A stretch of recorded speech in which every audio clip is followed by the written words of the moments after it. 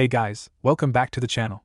This is a story about what if Naruto has harem with hinata, Ino, and tenten. Before I start, please support for more amazing content, and do consider subscribing to my channel and share this video with your friends. This is written by ChoujiDude and link in description and support writer. Let's start the video. Chapter 1, The Beginning. The day was October 10th. It was early in the morning when the reports started coming into the Hokage that the nine-tailed fox spirit was on a rampage, and it was coming towards Konohagaku no Sato, or otherwise known as the village hidden in the leaves, also known as Konoha. It has been a trying day for the Hokage, seeing all these reports coming in from all the sectors of Fire Country. Not to mention his wife, Kushina Uzumaki, had just given birth to their beautiful baby boy that morning, but due to complications of blood loss she had passed on. Many medics of the highest quality had been there trying to save his wife, but to no avail, as only the legendary medic Sannin Tsunade was the only one capable of saving her, but she has been gone from the village for years now. The Yandame Hokage, Minato Namikaze, was going through scroll after scroll with the former Hokage, the Sandaime Hiruzen Sarutobi, trying to figure out what to do with this rampaging spirit of chakra coming towards them. After hours of research and non-stop searching through scrolls that doesn't result in a jutsu that doesn't take the Yandame's life, the outcome was becoming very grave. Minato, there must be another way to handle the creature. Your child needs you, and he already lost his mother. Not to mention the wrath that he might feel for just being the container of the Kyuubi, and the fact that the council will try to execute him after your death. Sarutobi said. I know that, Hiruzen, but there is no other way about this. I trust the people of Konoha to see that my son should be considered a hero, and not some pariah. Minato replied. Minato, you are too kind-hearted, my old friend. Is there anything I can do for you as a final wish? Hiruzen questioned. There is one thing. I trust you to reveal his heritage at the right time. As for now, here is his real birth certificate as well as a fake. Minato handed the Sandaime the folder. Also in there are 3 letters. 2 letters are to given to him on the day he either graduates to Genin or turns the age of 13. The last one is my will and his inheritance to be given to him at the age of 18 or upon the promotion of Chunin. Minato finished. Well, I see there is no other way to persuade you from doing this. Then do me one last service as Hokage of Konoha. Please, announce your successor to the title of Hokage. I only ask this as I am beyond the years to take the mantle up once more and grow weary of the politics, said Hiruzen with a pleading look in his eye. A successor, damn it. I knew I was forgetting to do something major. Well, let's see who would be best to take up the mantle when I am gone, asked Minato, thinking of all possibilities coming to mind. Well, Tsunade of the Sannin or Jiraiya would be nice picks to choose from. Also, Kakashi seems to be your most loyal and hard-working student. Either one of those 3 would do well at the title and taking the reins of the village, Hiruzen suggested. Well, it seems I have little more than 12 hours till I have to make my decision. I leave you a letter inside the hidden Hokage compartment along with a seal of approval for my successor. For now I only wish to spend what remaining time I have with my son, said Minato. Very well, Minato. Just remember, you are one of the most influential, powerful, and most beloved Hokage this village has seen in many years. I only hope that the village sees your sacrifice as what it truly is and does not tarnish your legacy, replied a very sorrowful Hiruzen. And with that, the Sandaime Hokage left to spend the remaining time with his own clan and family. After he left, the Yandaime decided that he would leave behind 3 shadow clones to attend the final paperwork, and he himself would leave to spend the remaining 12 hours with his son. However, before I leave, I need to make my recommendation for a successor. Minato thought so himself. I got it. I'm sorry, my old friend, but as of right now, Kakashi is still too young to take the reins of Hokage, and Jiraiya is too important to the village outside with his spies than at Hokage. Tsunade, I know I called you Bachan for many years, but after your losses you are not in the state of mind to take the reins either. Minato continued to think to himself. At that moment he wrote his recommendation on the scroll and he left it in the compartment to be found when he was gone. After he placed the scroll down, Minato used his infamous Hiraishin no Jutsu to head to the hospital to collect his child and go back to his home to spend what time he can with him. After talking with the clerk at the hospital and the main caregiver in the infant ward of the hospital, he got his baby and left to his home. Once he arrived at the Namikaze estate, he used his blood to open the seal to his own personal compound that was impossible to break in. He himself installed all the security seals himself, and the only way to get in was fresh Namikaze blood on seals to deactivate the Genjutsu seals and the locking seals. Upon his entry to the home, he once again used his blood to open the seal to his door, and proceeded to the nursery he and Kushina built for little Naruto. It was still early in the day, and he decided to take a nice 3-hour nap with his son in his arms in the bed he placed near his crib in the room. Before falling asleep, little Naruto barely opened his eyes to see the smiling figure that was his father, only to once again fall back to sleep after being in such a nice warm place. After 4.5 hours, Minato finally woke up and looked at the clock only to realize he slept more than what he wanted to. It didn't matter to him as he only wanted to spend time with his son. After getting up and taking his final shower of the day, he picked little Naruto up and proceeded to feed him artificial milk from a fake breast to simulate the natural process. Little did he realize was the phenom that was his son's stomach. He laughed to himself after the fourth bottle and noticed little Naruto falling back to sleep. Naruto, my son, my legacy, my heir, I wanted to see you grow up to be a fine young man. To be the heartthrob of many young women and growing to be an excellent ninja. Then once you would graduate to Genin, I would take you under my wing as your Jounin sensei with an unbeatable team behind you. I wanted to watch you become a man, marry a young woman or many women now that you fall under the CRA. Minato made a pervy giggle only to be hit out of nowhere. Minato looked and could have sworn he saw a very pissed off Kushina. Heh, seems like I need to watch out now. Now son, I know you are too young to remember this throughout your years, but remember, you had a family and we loved you with all our hearts. Please forgive me for what I am going to do later, and know I only do this since I can't ask another person, as it would not be fair if their Hokage can't do the same task he would ask of them. Minato hugged him dearly once again and began to put him into the crib. Seems like I only have 7 hours left to get the room ready and get seals set up, thought Minato meticulously. He would have to apply double the security seals since he knew that Danzo would try to break into his compound to steal his secrets after his demise. He then decided to set up a bank account to annually draw money into said account from his to Naruto being entrusted to only Sarutobi or Jiraiya. Finally, he would have to get all the family heirlooms, jutsus, and pictures sealed and put into the family vault that only Naruto would be able to open. Little did Minato know, a shadowy figure loomed inside the compound watching his every movement. Good. He seems to be ready to finally make the ultimate sacrifice. I may not be able to help his child, but I can help with his possible return, thought the shadowy figure to himself. After that he slowly dissolved into the shadows, leaving no presence that he had been there. Slowly but sure time passed and the hour drew near. Deep inside the Hokage tower lied a room unlike any others. The room was set up with many seals and had his son in the middle of it all, still knocked out. Outside the room 4 of Minato's most trusted ANBU operatives were stationed there protecting the child with their lives. Walking down the hall to the room, Minato decided to finally say goodbye to his son. Naruto, my boy, this is it. Know that I loved you and I hope you grow into a fine shinobi, Minato said, then kissed his son on his forehead. Afterwards he yelled seal, and with that the ANBU and the room had all been sealed into the room, with only the Sandaime being able to open the room. Outside the village all hell began to break loose. The Kyuubi finally arrived at the doorsteps of Konoha and began leveling the forest and mountains around. Many shinobis were trying their best to hold down the great spirit beast, but it was to no avail. Not only did the great Kyuubi negate all attacks, but it sent it back to them tenfold. Ninjas left and right were being tossed around like rag dolls, not being able to make a single dent in its progress towards the city. We must hold the line, yelled one shinobi. We have to survive and hope our Hokage joins the battle soon, another shinobi yelled. After what seemed like an eternity to all the ninjas, there was a great explosion behind them. They all noticed that it had been a giant orange toad with a huge pipe in its mouth and a short sword on his belt. Atop this giant toad they all saw their salvation, the Yondaime Hokage, Minato Namikaze, Konoha's Yellow Flash. Upon his arrival he called for an all-out retreat and to get all the wounded out of the area. He noticed the Kyuubi was now solely focused on him and his summon, the giant toad boss, Gamabunta. As the Kyuubi glared what seemed like elongated daggers into the eyes of both Toad Boss and Hokage, it was Gamabunta that seen that something was wrong. Hey Minato, there seems to be something off with the Kyuubi. Look at its eyes. They don't seem to be filled with rage but sorrow, confusion, and then anger. Gamabunta told his master. And you're right. They seem like this beast didn't want to attack Konoha, but it has. What does it mean? Minato replied. Well, only one way to find out. Hold on. Gamabunta announced as he charged full speed at the Kyuubi. The Kyuubi seemed to be smiling evilly at this, and launched several balls of chakra towards the Toad Boss. However, with each launching, the balls seemed to just barely miss, as if the Kyuubi had not wanted to hit Gamabunta. By the time Gamabunta reached the Kyuubi, he tackled the beast to the ground only to be constantly burned by the chakra being emitted by the Great Fox. Kyuubi, why are you attacking us? This village has not done anything to wrong you, so why the sudden attack? Demanded Gamabunta. The Kyuubi had a pleading look in its eyes as if it couldn't respond. But this was all that was needed to know that something wasn't right.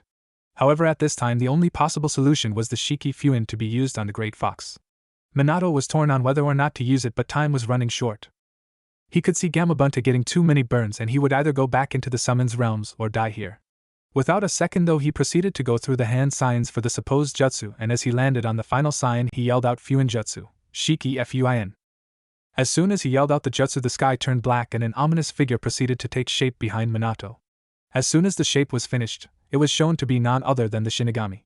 Said figure then drew his hand into the torso of Minato and went directly into the soul and chakra of the Kyuubi. At first it looked like the Kyuubi was resisting, but how can one stave off an attack from the Shinigami? You can't. After 30 seconds, the Kyuubi gave in as it finally had the genjutsu lifted that was placed on him from the start of the battle. As soon as the process was done and the chakra and soul was transferred to his son, Minato yelled one last time, "Seal." With that, the Kyuubi was sealed into its container known as Naruto. Minato seemed thoroughly exhausted, as he had the right to do so. His summons wished him the best in the next life as he poofed back into his own realm to treat his wounds. Minato then looked back to see the Shinigami before nodding and falling to the ground to meet his own death. However, that is not the case in this instance. Before the Shinigami can collect on the soul of the yondaime, a mysterious figure come into the light and stared directly into eyes of the Shinigami. "You will not have this soul, my friend," the figure said. "And who are you to deny me my right to souls? Do you not know who I am or what I am capable of?" The Shinigami replied. "Oh, I know of your capabilities, but you are only an equal to me. If we both were to fight, the outcome would be a stalemate, with either both of us being punished by Kami himself, or being destroyed from existence. Now, like I said, this soul that not be yours. I do, however, have an offer for you," the figure stated. "I'm listening, Azrael. And yes, I know who you are." "The mysterious figure does not fit you," the Shinigami retorted. "I guess it does not." Said figure, now named Azrael, removed the darkness surrounding his body. As soon as the darkness was removed, it revealed a very tall and young man to be in his mid to late 20s. He stood no taller than Minato at 6 foot 3 inches. Surrounding his body was a golden cloak that seemed to be radiating a type of warmth that is difficult to fathom. He wore the typical shinobi sandals and had very long silver hair going down to his back to above his buttocks. He seemed to be a very well-built man that had an extremely toned body from the parts that you are able to see, such as chest, abs, and arms. He wore a pair of white windbreakers that seemed to be made for comfort and not battle. "So as I said, I have a deal for you. An exchange, if you will. You leave him with enough chakra to live and not take his soul. In exchange, I offer you the souls of 300 warriors. These warriors were said to be the greatest of all during their existence and time. They came from another plane of existence, however their worth is more than just one soul, but I believe this deal to be worth it," Azrael exclaimed. The Shinigami took said souls and reviewed them just to be sure he was not going to be cheated. After what seemed like 20 minutes, the Shinigami gave a very eerie smile towards Azrael. "Very well. I accept this offer on the condition you tell me why," the Shinigami replied. "That, however, I cannot say. All that I can say is that he will be needed in the future, and no, I will not state my intentions. I only plan on him staying in stasis with me till the time is right to reveal him once again," Azrael replied in a serious tone. The Shinigami was going to question it but decided against it. With all the work done, the Shinigami left the world once again and went back to where it comes from. Azrael went to the body to see if the Shinigami kept his word, and sure enough he did. He then put the body into a temporary stasis and left with Minato into the shadows, not to be seen or heard from for quite some time. Back at the Hokage Tower, the Sandaime Hokage walked into his old office to finally see who his predecessor chose to succeed him. He truly wondered who it would be, as there were many applicants, and most of them could very well take up the mantle. Hiruzen then laughed out loud, thinking that Minato chose to have Danzo as Hokage, but that would never happen, nor would Hiruzen allow it. Throughout the years, Danzo has tried constantly to become Hokage through illegal activities and off-the-book political maneuvers. He tried blackmailing, ransoming, assassinating, and even kidnapping orphans to train his thought to be disbanded root organization, though no one can prove it. As Hiruzen finally got to the desk, he opened the secret compartment to see the scroll left for him. As he opened it up, Hiruzen looked at it with a blank stare. At that moment, he thought it was a joke, but after rereading the scroll he began cursing the yondaime. "Hiruzen, if you are reading this, then I have died and succeeded in sealing the Kyuubi away. I know you had no doubts about the process, and its 100% success rate. Now that that problem has been dealt with, let's begin to naming my successor." After listing his reasons on why the 3 suggestions Hiruzen gave him as to why they can't be Hokage, he then stated that there's only one person to lead the village after he is gone, and that it is why I believe once again you must take on the hat of the Hokage just for a time till you can name a successor. I know that's not what you wanted, but it is for the best. Oh, and also my reasoning behind this is punishment for peeking on me and Kushina during our honeymoon, and then allowing that damned perverted sensei of mine to watch us and put us in his damn pervy novels. To say that Hiruzen was slightly embarrassed would be an understatement. He knew he had been caught, and now he can't do anything about it. Minato finally enacted his punishment on the old man, and he gracefully accepted it. Now there was one final thing to do: talk to the council. This was one headache he did not need. Walking down the halls to the sealed room, Hiruzen did the necessary hand signs and smeared a bit of blood to release the seal and opened the door. Inside the room was nothing but quiet as he noticed the ANBU members on guard breathe a sigh of relief thinking that they were forgotten. Hiruzen then picked up little Naruto and proceeded to take him to the council room where all the delegates were to meet. After walking for 15 minutes, the former Hokage finally entered the room to see all the sides of the council arguing over what has happened and where the yandere was. As Hiruzen entered and proceeded to walk towards the Hokage's seat, everyone seemed to notice him and slowly but sure quieted down. As you all know, the Kyuubi was defeated at the hands of our beloved yandere. It took everything he had, but he finally sealed the beast. Hiruzen stated. Sealed him? What do you mean sealed? We need to destroy the container before the beast breaks free, yelled an angry councilman. Yes, destroy the container. Then be rid of the beast once and for all, yelled another councilman. That, however, is not something we can't do, as the container is this child. The yandere had only one sealing jutsu powerful enough to seal the Kyuubi, and it took his life to seal it into this newborn baby, stated Hiruzen, being sure not to mention that this was the yandere's son. What? Yelled almost all the councilmen and some clan heads in the room. Yes, this child is the container of the Kyuubi no Yoko. However, we will not under any circumstances kill this child. To do so will have unknown effects on the seal and could quite possibly release the beast if he dies too early, Hiruzen explained. Then we need to do two things at the moment, Danzo told the former Hokage. We need to find a new Hokage first. I nominate myself as Hokage, he said with a smile grin that only seasoned jounins and clan heads can see. I second that motion, Hamura replied, and Kohara backing up that statement. All opposed? Danzo asked. Unfortunately, that is as far as you are going to get to be Hokage, Danzo. The fourth has named me as his successor for the time being till I can find a worthy shinobi to take up the mantle of Hokage. Here is the letter left behind by the fourth dictating the terms. He handed the letter to the clan heads and remembering that he removed the part that this is his punishment. It's authentic to every word. I see no sense in debating whether or not it's fake, replied Shubi, leader of the Aburame clan. As long as we have known the man, the reasoning as well as the writing proves this is none other than the fourth's writing, replied Chusa, clan head of the Akimichi clan and had the support of the Nara clan led by Shikaku and the Yamanaka clan led by Inoichi. The scent is definitely the Hokage's on the paper. There is no doubt this was written by the yandere Tsum, the clan head of the Inuzuka, responded with certainty. After seeing my fellow clan heads, I see no doubt in their deductions of said signed scroll. I will have to agree with them, Hayashi said, head of the Hyuga clan main branch. HN. Was all that can be said by Fugaku, head of the Uchiha clan. Well, now that that is settled, it seems you wish to bring up one last thing in this meeting, Danzo. What would that be? Sarutobi was thinking to himself, already knowing what the request was going to be. What is to become of the container? It is unwise to keep him alone in the world, and I request to have him taken in under my care and trained as a shinobi.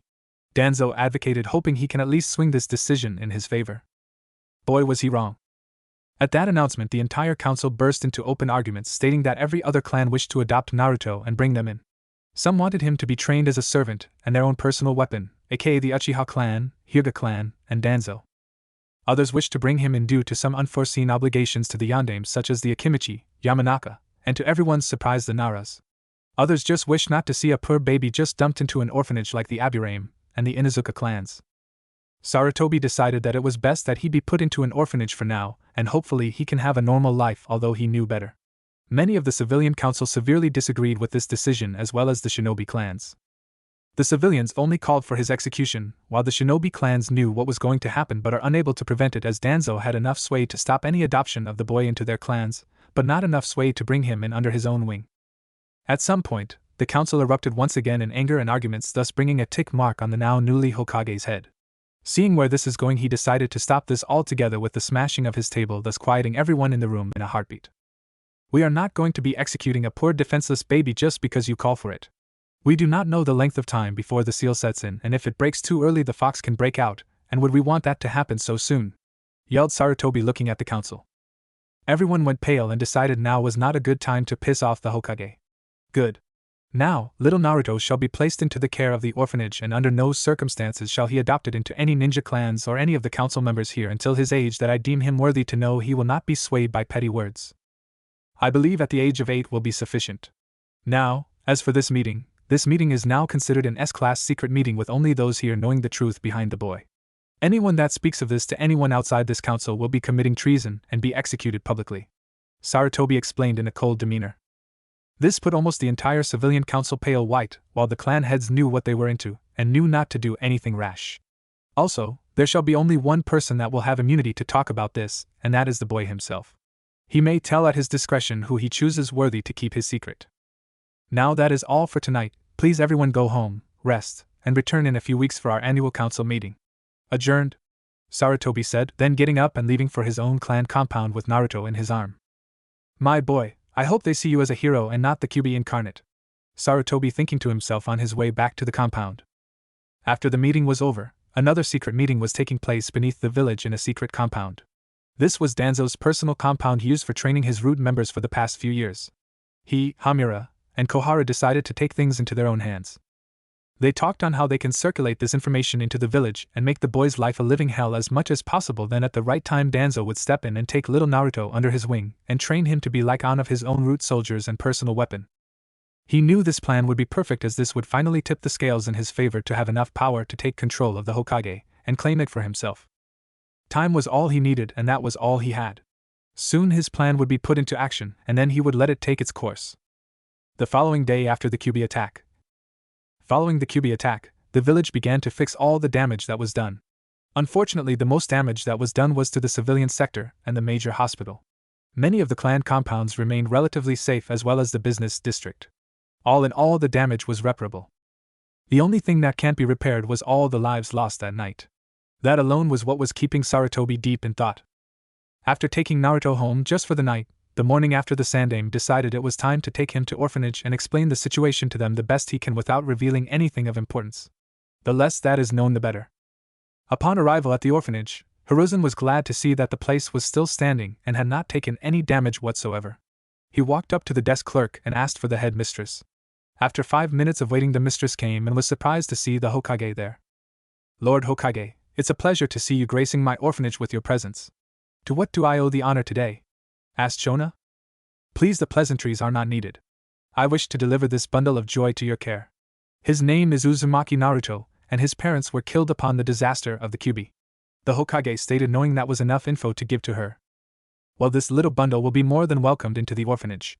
If you please, Lord Hokage, will you please come inside and fill out the necessary paperwork in regards to this child, and your business will be completed, replied Shona. Not at all, mistress, not at all.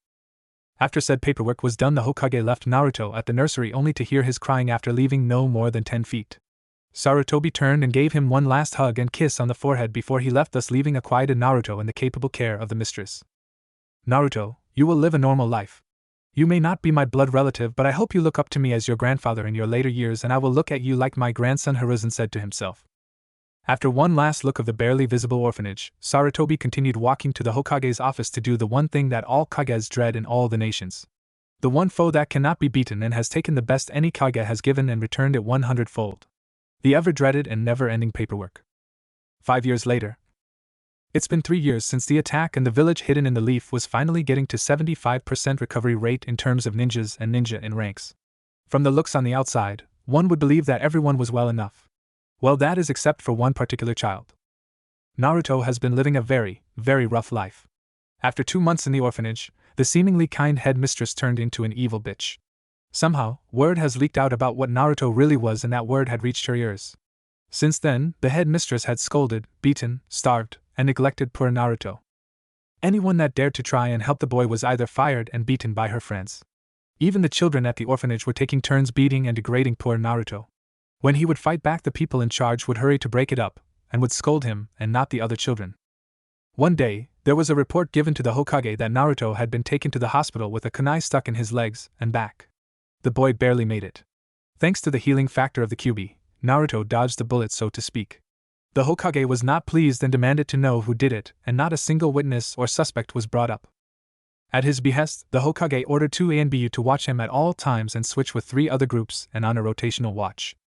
Finally, at the age of 5, the mistress decided it was time to be rid of the demon and threw him out into the streets, and told him he was not welcomed here anymore. With that, she threw his clothes and other belonging onto the street as well and told him to get lost or be a victim of a great accident.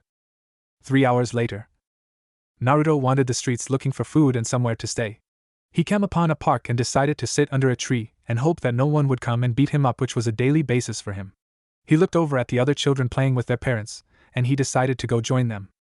At the very instant the parents caught him making his way over, they quickly ushered their kids away and told them to stay away from the demon child, and he's very evil, so stay away from him. At that moment Naruto couldn't take it anymore and broke down crying. Why won't people play with me? Naruto was thinking to himself while crying, not noticing a figure come up behind him. Excuse me? Why are you crying, little boy? Said a rather very polite and feminine voice. Naruto looked up at a blonde-haired, turquoise-eyed young girl. He couldn't help but still at her beauty, which caused her to blush slightly.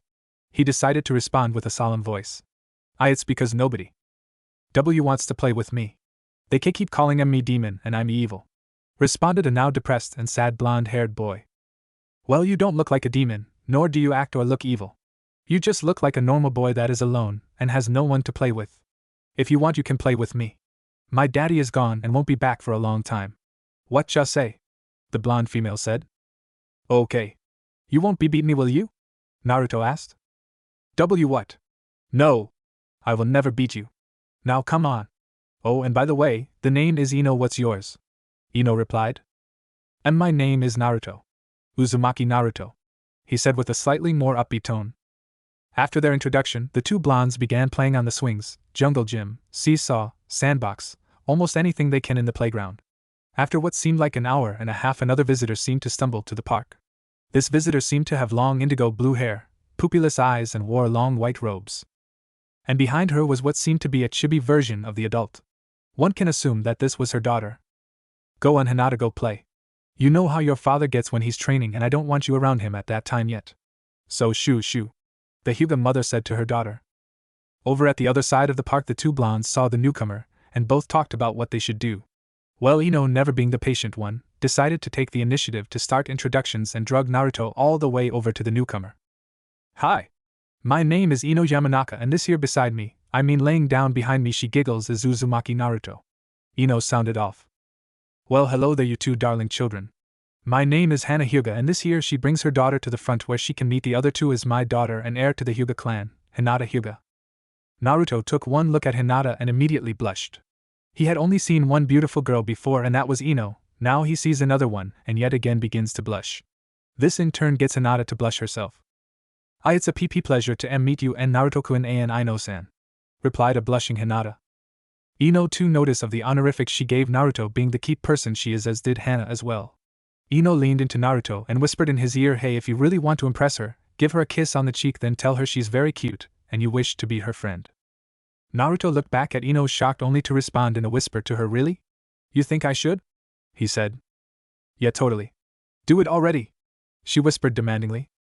Naruto didn't want to be told again, so he went up to Hinata and gave her a small peck on the cheek and said to her, Hinata, you are really pretty. I like you. Would like to be my friend?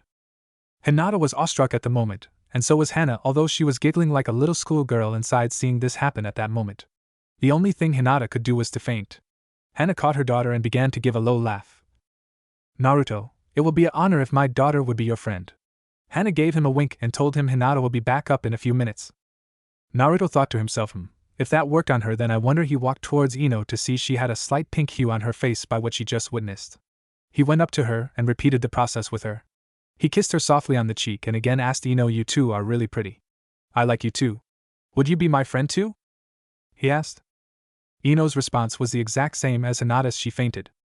Hana can only look at this and start laughing hysterically. This only confused Naruto, but Hana explained why they fainted, and it seemed Naruto understood this. After waking Ino and Hinata up, the three went to play in the park. The three played tag and other kiddie games at the time and spending as much time together as they can. They were all having a great time until one more visitor showed up about an hour later. The three turned to notice a visibly depressed girl. They went over to her and wanted to see if they can help. Hello there. My name is Uzumaki Naruto. This is Ino Yamanaka and Hinata Hyuga. What's wrong with you? Do you need any help? Asked Naruto. The brown hair bun girl with chocolate eyes looked up at the group and gave a weak smile.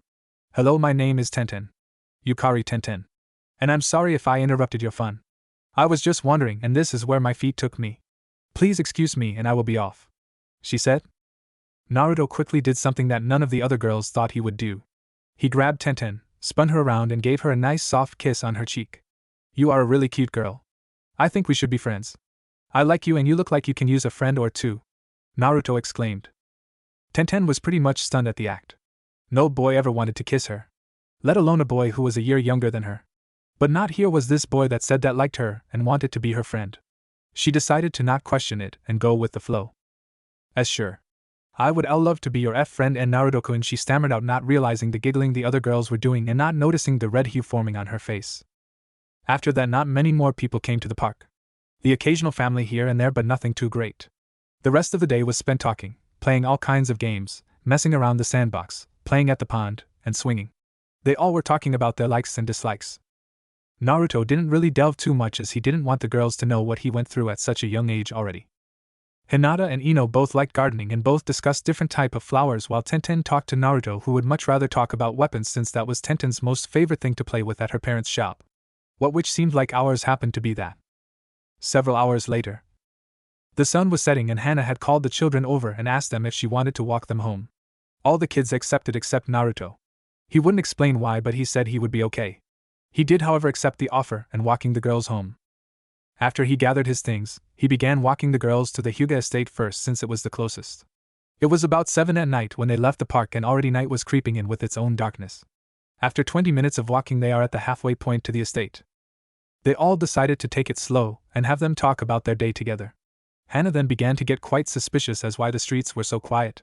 Usually there's at least some kind of activity at this time, like businesses getting the last bit of their sales done or markets trying to polish off their own inventory.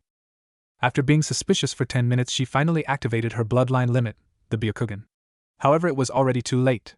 A Senbon pierced her arm before she can react and instantly knocking her out with its poison-induced catalyst. All of a sudden a shinobi appeared out of nowhere, scaring all the children that were with her. Not too bad. I get to kidnap the heiress herself, an already mature Hyuga woman, and get to kill off 3 kids. Not too bad, but I better make this quick, said the ninja. From the looks of his headband, Ino noticed a lighting symbol. What does a Kumo ninja want with us? She yelled.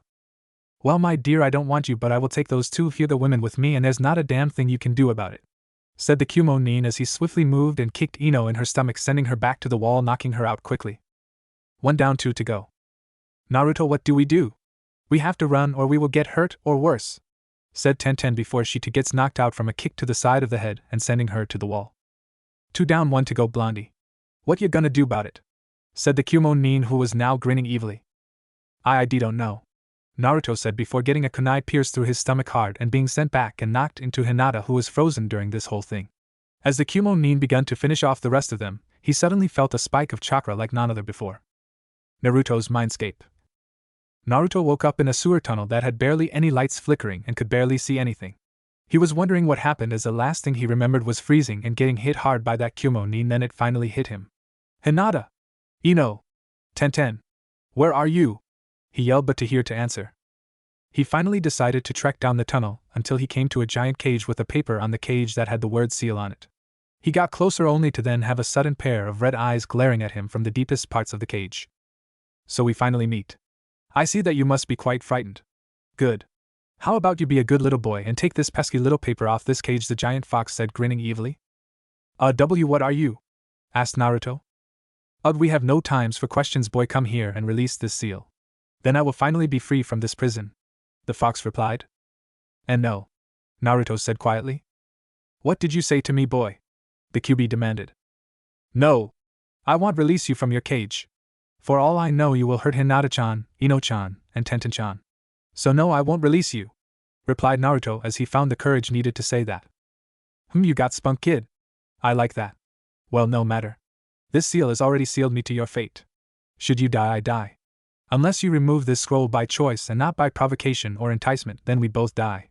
As such, I will help you. Right now you're dying, kid. I will give you the use of a tiny portion of my chakra just to defeat this coward who preys on women and children. But remember, I am the great QB no Yoko. And one day I will be freed from this prison one way or another. Now go. I'm tired and I need my rest, the fox announced. Naruto didn't know what to say but only felt him being drawn back away from the cage and back into reality to see the figure coming at him with a kunai. Back in the real world. As the Kumo nin came closer, he felt a spike of chakra that froze him in his tracks. He turned to look at where it was coming from and was shocked to see the blonde boy standing up and yanking the kunai out his gut and the wound healing like it was nothing. As Naruto got up, he stared directly at the Kumo nin before throwing the kunai as hard as he can at the ninja. To Naruto's surprise as well as the nin, The kunai not only pierced his elbow but completely sheared off his arm at the elbow down. The Kumo nin was now looking on in horror at the boy that he had killed only to blink once to see the child now standing right in front of him. What speed! This isn't good, I need to get the hyugas before it's too low. Before he can finish his though, he felt a sting pain go through his body. As he looked down, he noticed that the boy had stuck his whole hand into and out of his gut.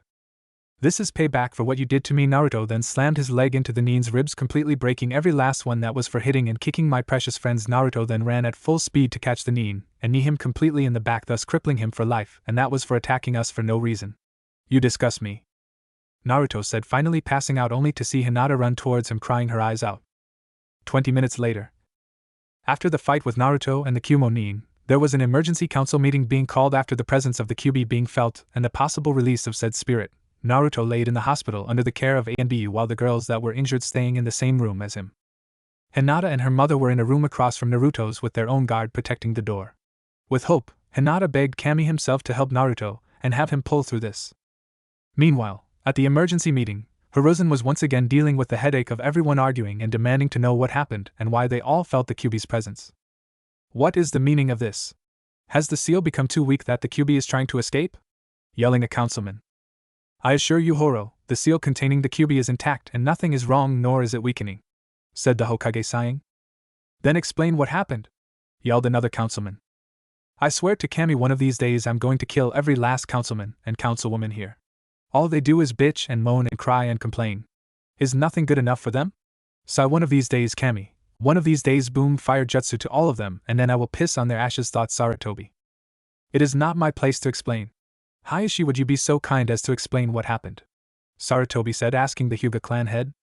My pleasure. As it is known, we were entertaining a Kumo ambassador to establish better relations with Konoha throughout the week.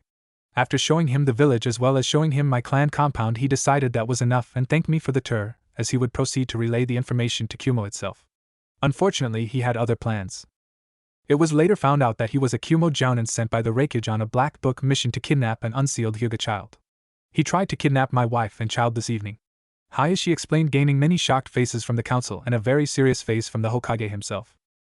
Hayashi continued, after he left to his hotel at 6:45 in the evening, he stumbled upon my wife and her group and continued to follow them, then struck at the right time.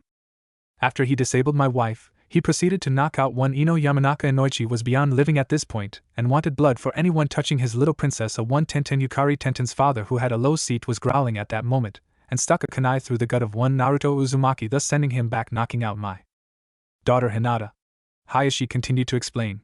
Hearing that the Uzumaki brat got ran through began to raise a commotion of jubilation and happiness throughout the civilian council, save a few, such as Tenten's father, and the clan heads, who all wanted to shut them up. Finally, the demon is dead, yelled a councilman. We can finally live in peace knowing that the demon cannot be freed any longer, yelled another councilwoman. Hayashi started to gain a tick mark over his head but didn't show as he continued with his report. After the Uzumaki child was struck, the jounin went to finish off Ino and Tenten, but was stopped by the presence we all felt. Apparently, from what I can tell from my daughter's account, Naruto pulled out the kunai of his stomach, which healing at a highly fast rate, then began to disable the nin by removing his arm, elbow down, and crippled him for life. After seeing this, Naruto Uzumaki not only defended my daughter and wife, he protected his daughter pointing at Inoichi and protecting his daughter pointing at Yamada Yakuri, and did it with his life. Hayashi finished his report to see the gaping faces of many on the council. Hayashi was not one to disapprove or show outward hate towards Naruto, but he didn't like him. Hayashi had to live up to his reputation and couldn't let a single boy bring dishonor to the name. But at this point in time, he was glad that Naruto had saved his family. In the back of Hayashi's mind, he decided to repay Naruto one day, although he doesn't know how yet, but it seems it will come to him. Thank you, Naruto. You truly are a magnificent child. I'm sorry to have tried to adopt you into the family only to turn you into a weapon. From this day on, I will see to everything to help you succeed in life. One day I will repay this life debt I owe to you, and it will be a grand repaying if I have any say on what it is, Hayashi thought to himself, but was brought out of it by the arguing of the council again. Hokage, this situation needs to be dealt with, and I'm not talking about with Kumo. Naruto is becoming more dangerous to the village every passing day he is allowed to live. Please allow me to take him under my wing so that I can train him and he can be a fine weapon, exclaimed Danzo, hoping this was his time to gain the Uzumaki brat. I agree with Danzo, Hokage-sama. It is time to hand off Naruto to Danzo so that he can train him properly, and that he will no longer be a danger to himself or the village, responded Hamura. Once again I agree with him as well, Hokage-sama. It's become far too dangerous for Naruto to be alone. Please listen to reason and allow Danzo the child to train, Koharu explained.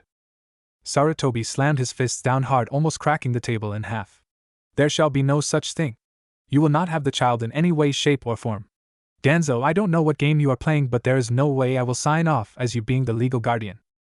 Now as to what will happen to Naruto, since he was officially kicked out of the orphanage, he will stay at an apartment and have his own place to himself to be secure and safe in. Any objections? Several hands went up, but not enough to turn down this subject. All three counselors were thoroughly angered at Sarutobi for not handing over the boy, and now there can't be any type of kidnapping as he will have a few suspects already, and that's not what Danzo or the other two needed just now. So it shall be. Naruto will be given an apartment, and be using a secured bank account under his own name, but only accessed by me or another party that will remain anonymous. This is how he shall be paying rent as well as buying food or anything else he would need. As for why I have access, and not himself, well, he is still too young to know what to do with the money and may spend it on frivolous things, so until he reaches a mature age I will be helping him with his finances. Any objections? Once again the same hands went up, but again nothing they could do as they were outnumbered by those that approved. As the meeting was coming to a close, a councilman spoke up. Lord Hokage, may I ask, why are you showing favoritism to the demon brat? Sarutobi only glared eyes dagger at the councilman, who shivered at the sight, but this is a great opening that Danzo was hoping for. He is right, Hokage-sama. Why are you showing favoritism to this child? Is he not like any other child that is tossed out of the orphanage or living on the street? Why show him the courtesy and not others? Danzo asked, knowing that this would put the Hokage into a tight bind. Sarutobi sighed and explained, I do this for young Naruto because some of you can't keep your mouths shut. Yes, I already know that the secret has been let out, and have been keeping tabs on Naruto's growth and the abuse he's been through. Although I suspect several of this council to be part of his problem, there is no proof I can provide to deal out punishments to those guilty. As for Naruto, I decided that he deserved better and will get better treatment even if it's only from a few. Remember this, if he really was the demon in human form, do you really think that he would take all this, or do you think that he would react and kill every last one of you? Sarutobi explained coldly, making a few on the council sweat. And with that Sarutobi dismissed the council and proceeded to the hospital, hoping that Naruto would be awake. At the hospital, Naruto had been sleeping for the past 4 hours, not making a single peep. A single nurse was there giving him care, only to be interrupted from her routine when she saw that Naruto was finally coming to.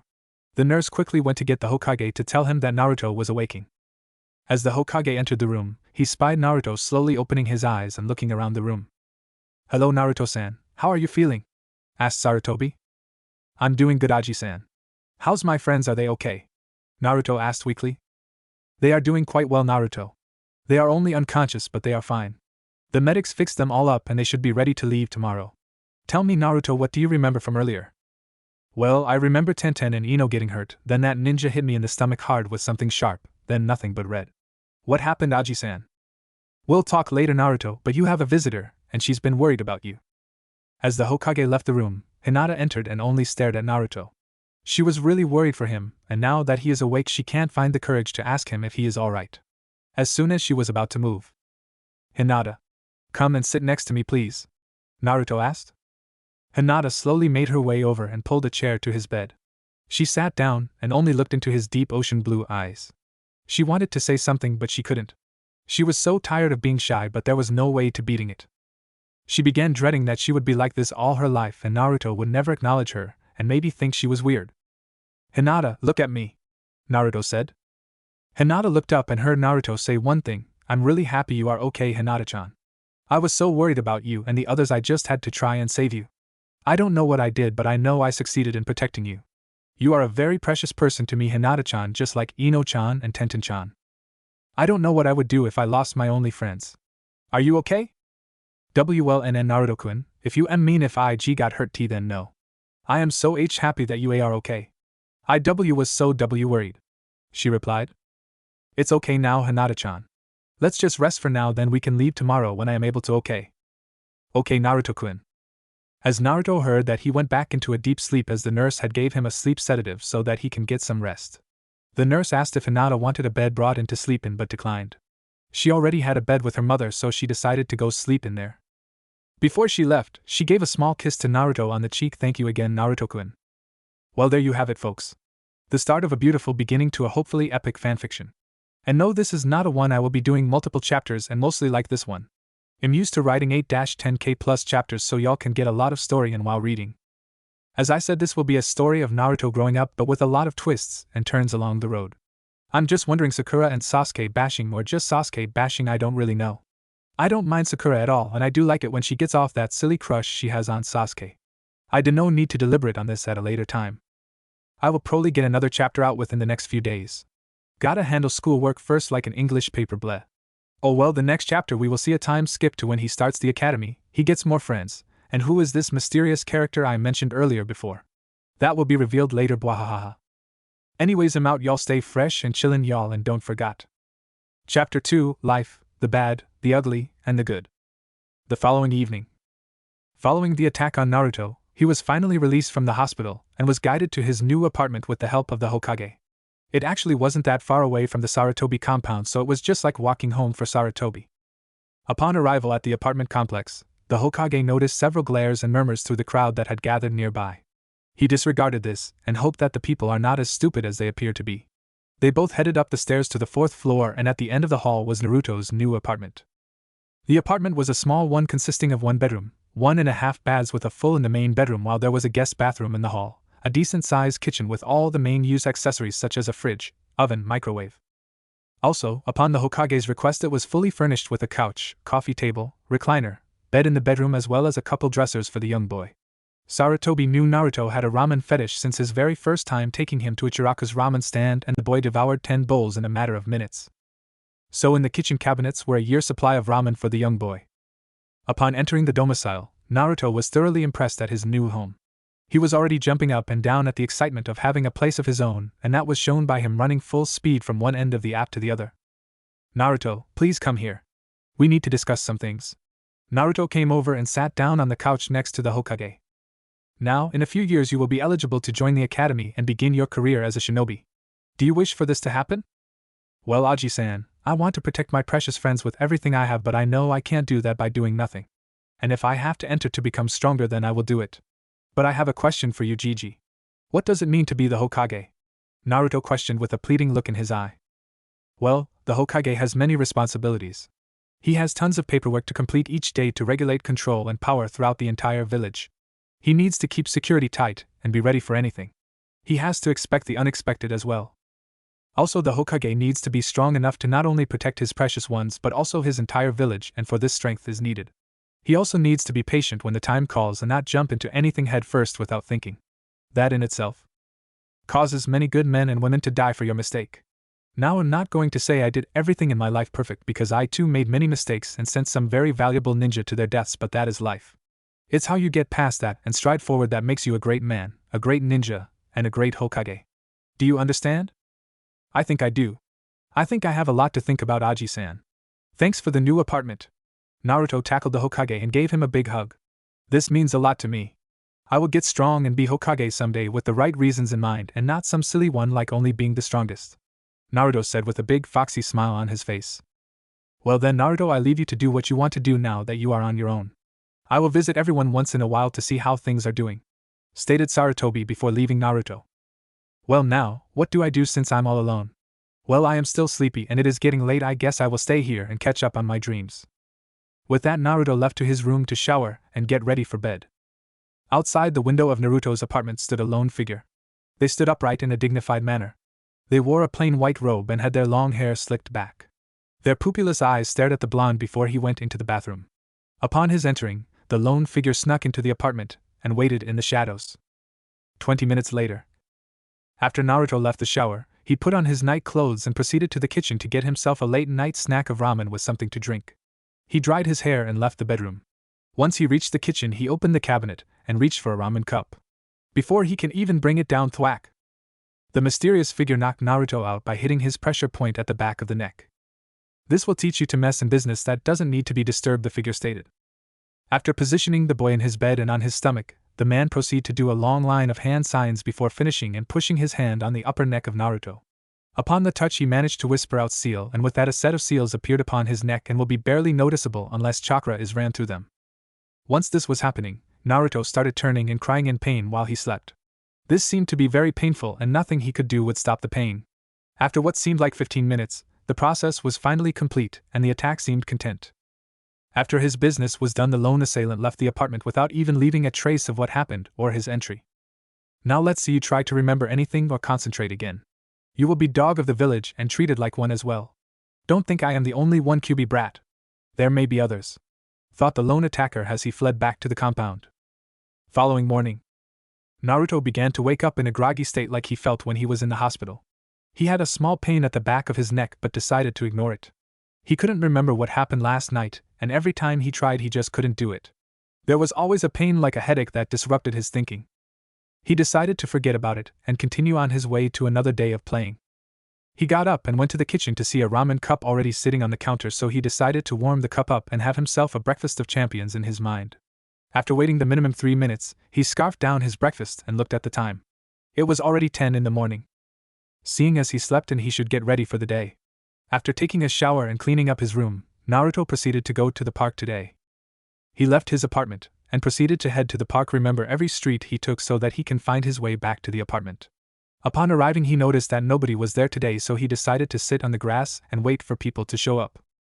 After the first hour no one showed up, so Naruto got up and stared to just swing by himself on the swing set when he finally noticed a family coming and decided to try to introduce himself. Once the family seen who was coming, the father put his children behind him and told Naruto to go away, evil child. We don't want any trouble, just go away. Naruto was shocked at this but decided he didn't want to be hit or ridiculed, so he complied and went back to sit by himself. Several hours later, after waiting for 4 hours and not a single one of his friends showing up, he decided he would go home and just wait till tomorrow. After grabbing his things that he brought to the park, he proceeded to head home. After traversing the city for what seemed like forever, he forgot where he lived. Naruto finally seen the apartment complex in sight. However, before reaching it, Naruto was grabbed into a dark alley and threw against the wall. Hey, you little shit! How dare you bring trouble upon a sweet little girl like Ino? She could have been killed by your little stunt, you demon brat. Now this is punishment for the shit you put her through, said the 3 ninja and proceeded to beat Naruto severely. Kicks to the ribs, punches to the face, knees to the groin, cutting him with kunais, and throwing him against walls. After what seemed like an eternity, Naruto finally blacked out due to the pain. When the beating was done, the 3 ninjas stripped his clothes and one by one proceeded doing hand seals. The first ninja completed 20 hand seals and pressed both his hands on the back of the legs of Naruto. At the moment he pressed, strange symbols came to be as the legs began spasming violently from the supposed technique. After 5 minutes the sealing was done, and the second ninja moved in for the next part of the process. The second ninja went through a more complex set of seals and pressed his hands to his forehead. At the moment he touched his forehead, Naruto woke up screaming in pain. Luckily the third ninja had erected a genjutsu and sound barrier around the area so that no one can hear or see them. After the conclusion of the imprinting of the final seal, the first looked deep into the barely conscious eyes of Naruto and said, "Stay away from our cousin QB brat. Try to remember our faces if you want, but by the end of this you won't know who we are." After the conversation was finished, the first ninja used the Yamanaka clan jutsu and wiped Naruto's memory of the interaction as well as the incident. After the task was completed, the third ninja released the genjutsu and the sound barrier and all 3 left. 2 hours later, as evening approached, Naruto finally began to fully gain consciousness. He tried to remember why he was out here or what happened, but once again his head began to throb and nothing could pop up at all. Deciding that he needed to get home, Naruto tried to stand, but it was to no avail. He tried again, but only to fall flat on his face this time. Naruto couldn't see any reason why it was so hard for him to walk. After trying to walk for the past 3 hours, and with a very, very hungry stomach, Naruto managed to crawl to the apartment complex and took the elevator to the 4th floor. Upon entering the 4th floor, Naruto seen some of his neighbors as they were in the hallway only to be glared at and had rotten food thrown at him. He wondered what he had done to deserve this, as he couldn't think of anything at all. Finally reaching the door to his place, he pulled out his key and crawled up the door to barely reach the keyhole, unlock the door, then stumble in his place.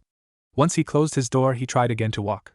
He had more luck this time, but it soon began to look like a newborn baby trying to walk instead of a 5-year-old little boy. After pulling himself up to the counter, Naruto brought down his entire case of cup ramen and began to heat up 5 at a time since his stomach was all but begging for food. After about 45 minutes, Naruto finally had a content stomach after the 30 cups of ramen being devoured in the time frame. Now all that was on Naruto's mind was how the hell had this day been one of the most worst days he had ever had. First he had a shitty sleep after being knocked out by something, then he goes to the park only to be ridiculed and have no friends to play with. Then he walks home and ends up passed out and waking up in an alley with many aches and pains in his body, not being able to walk as though he was first learning. Then having all that rotten food being thrown at him, this was a definitely bad day. After debating on what to do, he decided to just go to bed after a quick shower. Once he finished his 15-minute shower, he just put on his boxers and went to bed. This day can't get any worse. Why can't I remember anything, and why is my body not walking right? Sigh, I wish I had parents to take care of me. Wonder what my mom and dad were like. Naruto though, as he drifted to sleep for the night. 1 hour and 30 minutes later. Outside the apartment stood 3 ANBU operatives. Each looked exactly identical to each other. The only difference was that there were 2 males and 1 female, and each had different heights. Unknown to many, however, these were not normal ANBU ninja. No, these were root members. Only this group is loyal to only Danzo, as he uses them for his own personal ambitions. Listen here, Oni, we need to make this quick and fast. Before the procedure takes place, we need you to place a sound barrier around the room when we enter. The child should not awake once we enter, and you will also need to apply a forced sleep jutsu to him to ensure his sleep while this goes on. Emma, once Oni sets up the barrier, you will be first with the suppression seal, followed by myself, then Emma while we hold the barrier. Remember, Danzo does not accept failure. The captain said to his team to make sure his point got across. Upon the nods of his teammates, the trio of Root made their way into the apartment and into the room of the heavily sleeping Naruto. Once arriving, the captain made the gesture to begin, and Oni made the barrier around the room. As soon as it was up and the jutsu placed on Naruto, Emma began working the suppression seals on the stomach of the boy. The process took several minutes but was finished without hesitation. This was followed by the captain, then by Oni. As soon as the trio was finished, they looked at the boy's face, which had contorted in pain during the process, but being Root members meant that this had little to no effect on them. Since they had drowned their emotions to the deepest recesses of their minds, they all took their leave, not leaving a trace to be found that they were there. Somewhere in the Hyuga compound. Hitoro-sama, the seal is completed and applied to the target as of last night. Please forgive my tardiness in my report, however I could not take the chance of being found out, or having any kind of connection to yourself. The main branch member reported to one of the Hyuga elders. Very well. Your tardiness is forgiven this one time, but any others will have dire consequences. Now be gone from my sight. This meeting never occurred. Hitoro responded. Elsewhere in the Yamanaka compound. Hey Pops, we did it. We achieved the goal you wished for us to do to that Kyubi brat. Now where's the money you promised us? The older of the 3 Yamanaka ninjas said. SHHHH. Are you trying to get us caught? Here, 300,000 ryo to be divided to each of you. Now leave this place and tell no one of this, replied Ichi, the father of the elder ninja. Deep in the Root compound. Danzo-sama, the request is fulfilled. There were no traces of our entry or departure. All went according to plan. The captain reported to Danzo. Good. If the council will not let me have him, then he will never be able to be anything except a brat to be controlled in the village. Danzo responded. Dismissed. 3 weeks later.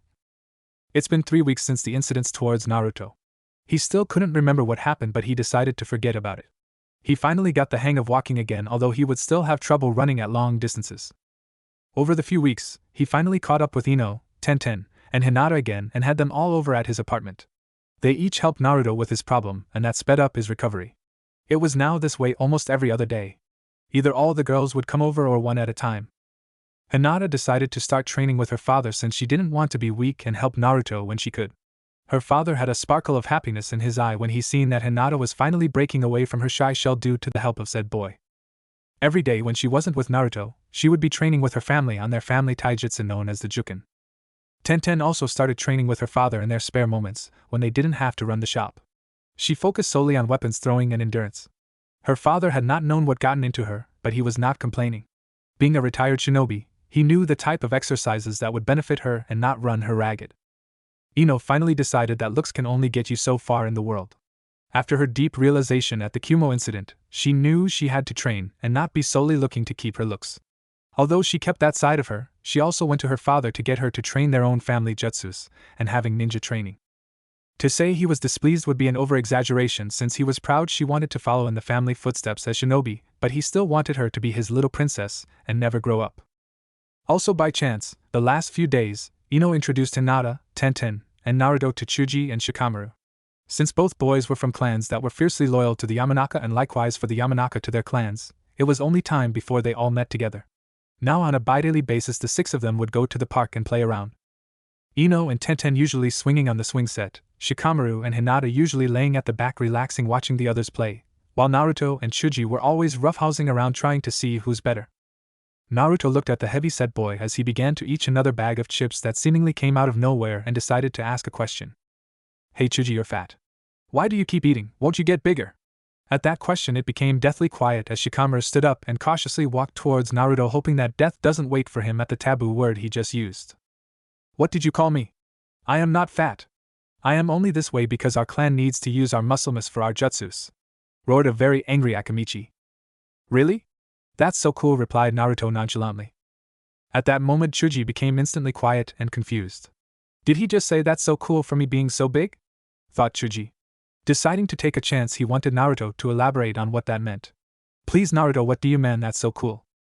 Well, the way I see it, you can eat all you want and get bigger and bigger. And with that means you will have more power when you use your jutsus, right? I mean, to eat just to get stronger jutsus is so cool, I wish I can do that. Actually Chuji, I'm kinda jealous of you. Chuji at this point was flabbergasted, and so was Shikamaru. No one had ever explained it like the way Naruto did, and to say he was even jealous was beyond reasoning. This put into Chuji's head that this kid will now and forever be his friend. Thanks Naruto. I never thought of it that way. You know, you really are a weird kid, but you're really cool. Thanks for being my friend. No problem, buddy. Now let's go play with Ino and Tenten. Looks like they can use a push on the swings. At that, both the two boys joyously ran to the swings and started pushing both the girls to their own delight. After several hours of playing at the park, Naruto had to leave to go meet his self-claiming Aji-san for dinner at Ichiraku's ramen. Bidding farewell, Naruto rushed off to find the old man and enjoy dinner. The following day, Naruto woke up that morning to another glorious day. Today, he is going to meet with the Hokage to discuss something of importance, from what the old man said. After jumping out of bed and doing his normal routine, he left the apartment and went to the Hokage tower. After arriving there, he approached the desk where there was some kind of old lady sitting and asked her if he could go see the Hokage. She looked at him funny, then buzzed the Hokage. In return, he told her to let him in. Seeing no other reason to disagree, she said, "Go on in, kid. Don't mess with the Hokage's time, he has more important things to do than sit around and mess with some brat." Naruto looked at her evilly but decided against doing anything for now. Once Naruto entered the office, he could see stacks upon stacks of paperwork in front of the Hokage, while behind it the old man was staring out into the village. Hey Aji-san, what's up? You wanted to talk to me? Ah yes Naruto, of course. Come here and sit next to me, he said. After Naruto sat down, he asked Naruto, hey, I know something, you want to wear the hat today? At that moment he seen the stars glowing in Naruto's eyes. Reaching for his hat, he placed it on Naruto's head and stood back to get a good look. You know Naruto, that's a very good look for you, he said with a warm smile. Well, one day I will be Hokage and I will protect the entire village, Naruto shouted back. Okay, now that the fun is over, Naruto, I wish to discuss your plans for the academy in the coming years. You still wish to join, I'm assuming? Of course, Aji-san. It's going to be really fun, and I will have all my friends with me. Nothing is going to stop me from joining, Naruto explained with great enthusiasm. He knew nothing would prevent him from joining and start his trek towards being Hokage. Very well, but you know, many others are receiving training. How about you? You doing any kind of training to prepare? Sarutobi asked, hoping that someone was helping. Naruto looked down in shame, knowing that he couldn't join any of his friends' training since it was family training. Not really. Everyone else does family training and I haven't really done much to do in training. That, and I don't know what to do at that. So no, I don't really have anyone to train me, Naruto said solemnly. Well, I'm here to help fix that. You may enter now. At that moment a tall, muscular-looking man came into the room. His hair was slightly spiky and the shade of black that you can only see in the dark of the night. He had a scar under his left eye and his forehead. Said man wore a long black trench coat with a deep green muscle shirt and a set of dark black pants as well. On his hands he wore fingerless gloves with a metal plate on each side. Along his footwear were heavy-duty black boots and had what seemed like long daggers strapped to each side of the boots. The only thing was that these daggers had strange symbols engraved on each one. On his left thigh was a kunai pouch strapped along with a similar pouch on his lower back. Yo uncle, what's up? You called me for an unknown reason only to be dragged here to see you and a kid? Why did you call me? Ah yes, please come in Yakama. Naruto, this is my dear nephew Yakama Sarutobi. He is a newly made jounin just about a few months ago. I asked him to come here for a few reasons, explained Sarutobi. Now Yakama, from what I read you did quite well on your jounin exam a few months back and your ninjutsu and taijutsu were superb as well as you. Hey old man. Why am I here if you're just going to explain his test to him? I'm not even needed for this, so what's going on? Yeah uncle, what's this about? If you wanted to speak to me about my test then you could have spoken to me at the compound, and not here, expressed irritantly to the Hokage. Well, if you both were to let me finish, you will see where this is going, explained the Hokage in a very somber voice. Now, as I was saying, Yakama, your taijutsu and ninjutsu were superb. Your genjutsu was above average, but I will not hold that against you. Your stealth and information gathering were above average as well, and your control is at least high jounin level. The only problem I could see was that of controlling a team on the written portion as well as the team leading exercises. After talking to the proctors of the test, they told me that you at least are at the most at this point a low jounin due to those reasons. If you wish to be considered ANBU material, or at least medium to high jounin level, I have a proposition for you. Any help won't be too bad. You know, after the death of my parents and your sister, my goal have been to just be the best I can and serve as one of your elite bodyguards. If that means getting a little extra help, I accept. We will see if you wish to accept after this point. For the next few years, I wish for you to train little Naruto here to be prepared and ready for when he enters the academy. Now, before you object, let me detail what the situation is. Naruto here has no help whatsoever in training, and all his friends are already getting trained by their families. Also, Naruto here needs to be able to socialize better, learn the properties of chakra and its control, be at least better in terms of strategy, and a little bit of book smarts, expressed Sarutobi, looking at the shocked expressions of both his nephew and Naruto. Now, during this time, I will give you missions as well, but it will be B rank at the most, as I want your priority set on helping little Naruto. At that point, Sarutobi handed Yakama a piece of paper. I want you to read that, then burn it right here, right now. Yakama opened the letter and began reading. After several moments, a shocked expression began to show upon Yakama's face. He had just learned the heritage of Naruto, which meant that he was among only 3 people that knew of his true self. Among these people were Sarutobi himself, Hatake Kakashi, in which before Minato's passing offered him to be Naruto's godbrother but never gave the fourth his reply before his demise, and of course the godfather himself, Jiraiya of the Sannin. Why you mean? Yakama tried to stammer out. Yes, and this is not to be revealed to anyone. And I do mean anyone, Sarutobi expressed with a little bit of killer intent laced in to get his point across. Aji-san, what was in that letter you gave Yakama-san? I want to know, Naruto said with a bit of excitement in his voice. Sorry, Naruto, you can't learn that yet. Maybe when you graduate to Genin I will tell you what was in that letter, but until then I'm sorry, the Hokage explained to the boy. Naruto was a bit depressed. He couldn't learn what it was, but he remembered that if he get to Genin then he would know a secret. That in itself was a small victory. During your time as the teacher of Naruto, I will pay you an average salary for a jounin. Nothing small but nothing great either. So Yakama, what do you think? Will you comply and accept the mission? Sarutobi expressed to his nephew, hoping he would take the opportunity to help the Yandame's legacy. You know what, why the hell not? I would love to teach this Gaki a thing or two. But aside from that little note, that ain't the only reason you wanted to me train him. What's the other reason? Yakama replied with a little bit of curiosity laced in his voice. Hell, well, the other reason I wanted you for this is due to your inability to teach or train a team. I believe if you accomplish this, then you are one step closer to your own dream. That is the other reason. Sarutobi responded with a bit of humor in there. Alright. Naruto, as your new teacher you will call me sensei while we are training, and as Yakama-sama in public. This will be part of your training to get your manner set. Okay? Yakama ordered to the young boy. Naruto agreed with a swift nod. As Naruto was looking at the man, he couldn't believe that he finally got a teacher to help him with training. He was extremely happy at what was going on. At the moment he was in heaven, he fell hard at the realization that he was going to be training.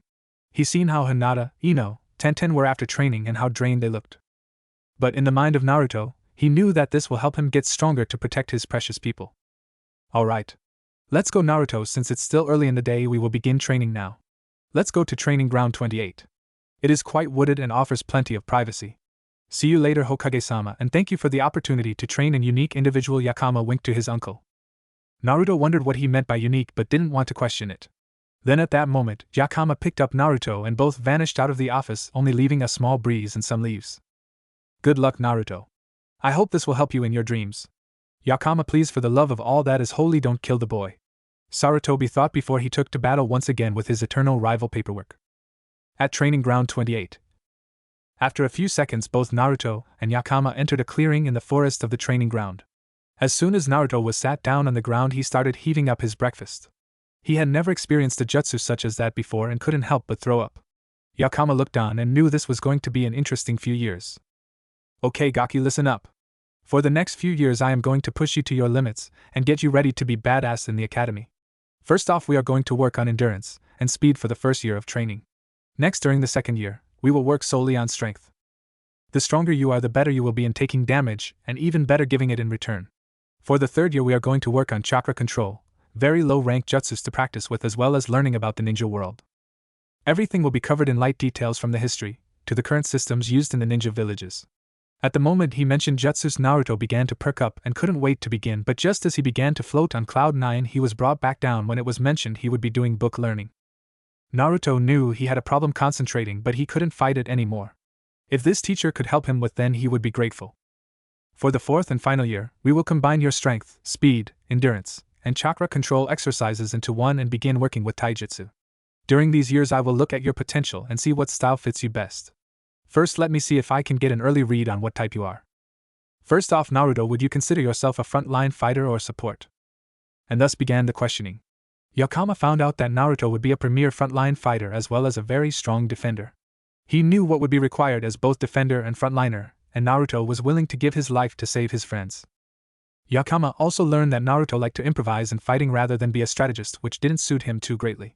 Finally, he found out that Naruto would sooner die than betray those who he protects. This made him the perfect frontline warrior. Alright Naruto, now that I learned all that I needed to today, we are going to begin with the training. For the first part of the year it will be endurance first. Then the second half will be speed. The reasoning behind this is due to one reason. What good is speed if you can only endure for a few minutes? If you can endure long and tedious battles, then speed will benefit you even greater than just trying to end battles too quickly and make costly mistakes. Lectured Yakama and began to give his instructions to Naruto. Now, as you can see, this field is quite large. I want you to jog around the area here and close to the border of the tree line for as long as you can. Ready? Go! Yelled Yakama at Naruto. At that moment Naruto took off and began jogging the perimeter. After about a good 2 hours, Yakama was thoroughly impressed that Naruto had endured this long before finally giving out. After the 2-hour mark, Naruto finally collapsed on the ground in a heavy sweat. Good job Naruto, not bad at all. Rest for 30 minutes, then we begin again. We will do this for 5 days, then you will rest for 2 so that your muscles can relax and become stronger. During those 5 days we will train like this 4 times a day with different obstacles. They may be blunted kunai being thrown at you or large rocks. This will keep your wits about you and be alert always. Now rest. You have 3 more times before your training is done for the day. Yakama explained, but before he was finished Naruto had finally knocked out on the ground. As he looked upon the sleeping form of Naruto, he had begun to think what kind of potential this kid had. After second for thoughts he decided to go into town and pick up some lunch. End of day training. Well Naruto, what did you think of the first day so far? Yakama asked, looking upon the extremely tired form of Naruto who barely stood up. In my honest opinion, sensei? Yakama nodded. I think you are nuts. After a moment of loud laughter from his teacher, he calmed down and proceeded to explain why this was beneficial.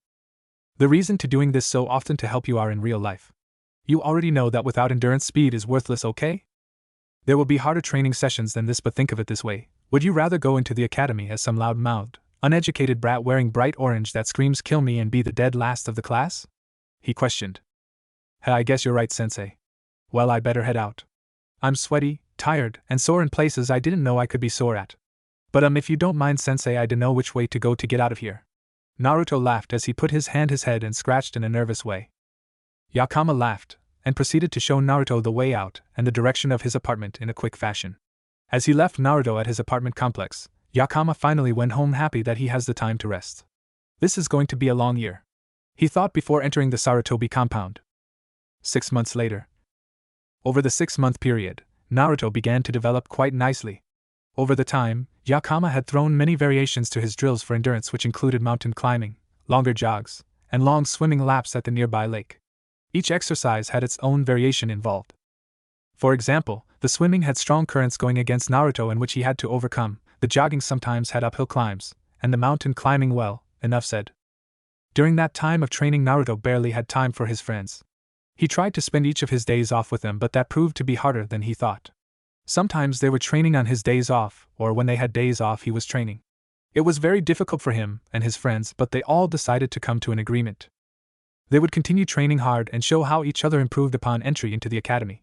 Tenten wanted to agree to this, but she was a year ahead of them and would enter the academy a year before her friends, but that didn't deter her friends to convince to agree with them, and so, she did.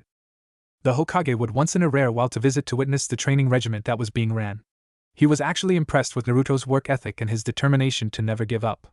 The Hokage gave his approval and proceeded to instruct Naruto and to keep trying and never deter from your dreams. As Naruto was approaching the training field, he spied his sensei waiting for him at the usual spot, a log sitting underneath a tree with plenty of shade. Well, Naruto, it's been 6 months of training. Now begins your first test. Naruto had a shocked expression on his face as he was not expecting any kind of test for today. Don't worry, Naruto, this is just an endurance test to see if you're ready for the speed training. Your test is as follows: jog. Naruto looked confused as his sensei just said jog and couldn't understand what he meant. I'm sure you are confused, so let me explain. I want you to jog. That's it. The only way to pass this test, however, is to jog for over 6 hours at a good strong pace. If you complete this, that will be your training for the day, and you will have passed the test. At that moment, Naruto's jaw had dropped. Sure, he could jog for about 4.5 to 5 hours, but his sensei wanted 6? Teacher is a damn nut job. He expects me to jog at a strong pace for 6 hours? This better pay off.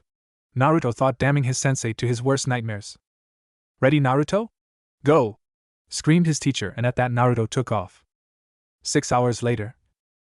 Well, Naruto, seems like you managed to barely pass the test. I'm very impressed with you, my young student. Barely any, if at all any, even living here in the village could complete what you just did. Now rest for the next 2 days. You will need it, as I have a lot planned for your speed training. Now go home and get some dinner in your stomach and prepare to enter a world of hurt," said Yakama with a sick, twisted smile on his that can only be rivaled by that of Anko Mitarashi. 2 days later. Alright, Naruto, I hope you are rested, as now the speed training begins. Here, I want you to put on this weights. These will help with the speed training exercises I have in store for you. Yakama tossed Naruto the body weights and had him strap them on. Those are special chakra weights. I can either increase them or decrease them in weight. Now they are set for 0.5 times your body weight spread evenly throughout your body. From now on, unless you're in the shower or sleeping, you will always keep those on. Even when we progress through later training, you will continually keep them on. Now on to the training. And at that, Yakama took Naruto to the clearing and continued his training. This time around, Naruto's sensei had him doing wind sprints at long distances and different sets of speed, from jogging to full-blown sprints. With all weights on, it made things quite difficult, but with all the endurance training, this was something that he could handle. After all the wind sprints came full sprints around in timed segments. Each time the time became slightly faster. When that was done, Yakama proceeded with dodging exercises to increase his reflexes as well as his speed. This was the normal training regimen for the time being. After several weeks of the usual training, Yakama decided to take it to the next level and increase the regimen by half. He increased his weights to Naruto's full body weight this time and added additional speed exercises for longer durations. End of endurance and speed training. Finally, have a full year, Naruto have completed his speed and endurance training, and now he had the speed of a very high genin to low chunin. Naruto was actually quite pleased with the results so far and happily expressed it to his sensei. After being given a week off to do with whatever he wanted, he decided to spend time with his friends. However, that was not to be. Hinata had been spending a lot of time training, so it was decided that her family of her father and mother, and the newly born baby sister would all go to their summer house for a small vacation along the coast. They weren't scheduled to be back for another week or so. That put a little damper on his plans to spend time with Hinata. Ino and her dad took a trip to the daimyo's palace at his request. They were busy with clan business at the time, so there would be no time to spend with Ino or her family. Once again, another dent into his plans. Tenten was his last option and had hoped to catch her on a day off so he can spend time with her. Just like the others, she too was gone. Naruto had asked her mother where she had gone, and Kana, Tenten's mother, told him she and her father went to a weapon masters convention held in Kyushu. He, along with several other weaponsmiths and weapon masters, had all taken the trip there to get a glance at new weaponry and some rare exotic weapons. At this time, Naruto was thoroughly annoyed that he couldn't spend any time with his female friends, so he made do with Chuji and Shikamaru. At the arrival to the Nara residence, Naruto was let in by Shikaku and proceeded to enjoy the next couple of days with Chuji and Shikamaru. At the end of the week, Naruto went back to the training ground to once again train with his sensei. Naruto was having too good of a time. As a kid, he really didn't want to go back to training, but unless he wants another Kumo incident, he would continue training no matter what he had to do. At Training Ground 28. Well, Naruto, it's been a full year since we started training, and I am very proud of you so far. You took my training as serious as anyone else and surpassed all my expectations so far. Now we begin the hard stuff. Strength training is something not to be taken lightly. We will be doing non-stop push-ups, lifting heavy boulders, sparring somewhat, working on anything that is strength-related. I'm not going to lie to you, you might get hurt during this training. But I can guarantee you, like with the speed and endurance training, it will pay off in the end. You understand? Naruto nodded nervously, trying and hoping not to get injured during this training. Good, now I want you to pack for 3 years worth of training. We will be leaving the village and heading into the mountains to continue your training. I know you want to stick around to play with your friends, but you will need complete and utter focus on this. Understand? Yakama quizzically asked Naruto. Yes, sensei, I understand. Besides, once I get to the academy, I will have plenty of time to catch up with everybody. Besides, how bad can this trip be, right? Naruto laughed while asking this, but soon stopped at the serious look on his sensei's face. Trust me, Naruto, this will not be easy. Many things can go on during this trip, but be aware, I will stop anything that will harm you in a lethal way. Yakama told Naruto. Now, let's get packed up. I will put in the request to the Hokage, and then we head out early in the morning tomorrow. Now go and spend any time with any friends that are around before we leave. When we get back, you will be a different person and ready to take the exam to graduate, but you will not. I want you to go the full 4 years in school, even though when I get done with you, you will be able to take down Chunin no problem. Yakama expressed with a sense of pride. But if I'm strong enough to take down Chunin, then why do I have to go through the academy? It's just stupid, and it will hold me back. Come on, sensei, let me just take the exam and be done with it without taking the test. Naruto yelled with angry and a bit of annoyance in his voice. Answer me this, Naruto. If you take the test and graduate, will you want to place in a team that is filled with people you don't know, or do you want to go through the academy, get new friends, refine your skills and maybe even learn a few new things, then graduate with your friends and maybe get put on a team with them? Yakama answered Naruto, and hoping he wasn't that stupid and answer correctly. It didn't take long till Naruto had his answer and told Yakama. Fine, sensei, you win. I will do it, but only if you teach me cool jutsus later. Promise? Naruto finally gave his answer with a twinge of hope in his answer of the possibility of learning cool jutsus. Fine. At the end of your training, if I deem you worthy, I will teach you 1 C-rank jutsu of each element, and 1 B-rank of your natural elemental affinity. At the moment he finished that sentence, Naruto was so overjoyed that he actually fainted. After his sensei pulled some smelling salts from his pouch, he proceeded to wake up in a bit of a daze. Now that you are among us, let's get ready, okay? See you tomorrow, my pupil. And with that, Yakama used the Shunshin no Jutsu and proceeded to get ready for the 3-year trip. Meanwhile, at the Hokage's office 30 minutes later. So let me get this straight. You want to take Naruto out of the village for 3 years, train him to the extent of being a low-level Chunin, then bring him back to the academy? Asked the Hokage. Yup, that's the plan, uncle. So what do you think? Not too shabby, eh? I mean, if I'm to get him trained to the appropriate level to defend himself for what's in store for him in the future, he needs this. Besides, it's not like anyone will miss him, and I already sent word to the families of his friends letting them know what is going on. So do we have a deal? Yakama told the Hokage in a very proud way. Fine, Yakama, you can do this, but I will want monthly reports knowing where you are and how you are progressing. Take any scrolls needed with you from our library at the compound, and please, for the love of Kami, don't forget to bring the school books to get him ready. I know it would be the academy responsibility to do this, but I have a feeling that most of the teachers that know what Naruto is will impede his learning. The Hokage agreed to the plan, laying down his position on the plan and what is needed to be done. Oh yeah, uncle, I forgot to tell ya. I wish to train him in the arts of the Bojutsu. Whatcha think? I mean, if I remember correctly, his father's was a staff user, and as his non-blooded grandfather, I thought it would make you proud that he learned how to use the bow. So I was wondering if you had those old training scrolls lying around and I would teach him the basics, said Yakama. At that moment, the Hokage had never been more proud for Naruto or Yakama. He would be honored and privileged to allow Naruto to learn Bojutsu. I would love to help Naruto with the basics, but I have one condition, Yakama. I want to teach Naruto personally when he starts the advanced techniques. Understand? Stated the Hokage. Perfectly, UNC. Now I'm off to get ready. Can you have that mission scroll for me by tomorrow morning? We leave at dawn. No problem, Yakama. Now please excuse yourself, I need to finish paperwork, sighed the Hokage. You know, uncle, you should probably get an assistant to help you with that. I mean, you can only do so much by yourself. It's not like there are more of you laying around. Well, peace, uncle, Yakama said just before leave the room. More of myself, what the hell? Why did I think of that? The Hokage thought to himself. Kage Bunshin no Jutsu.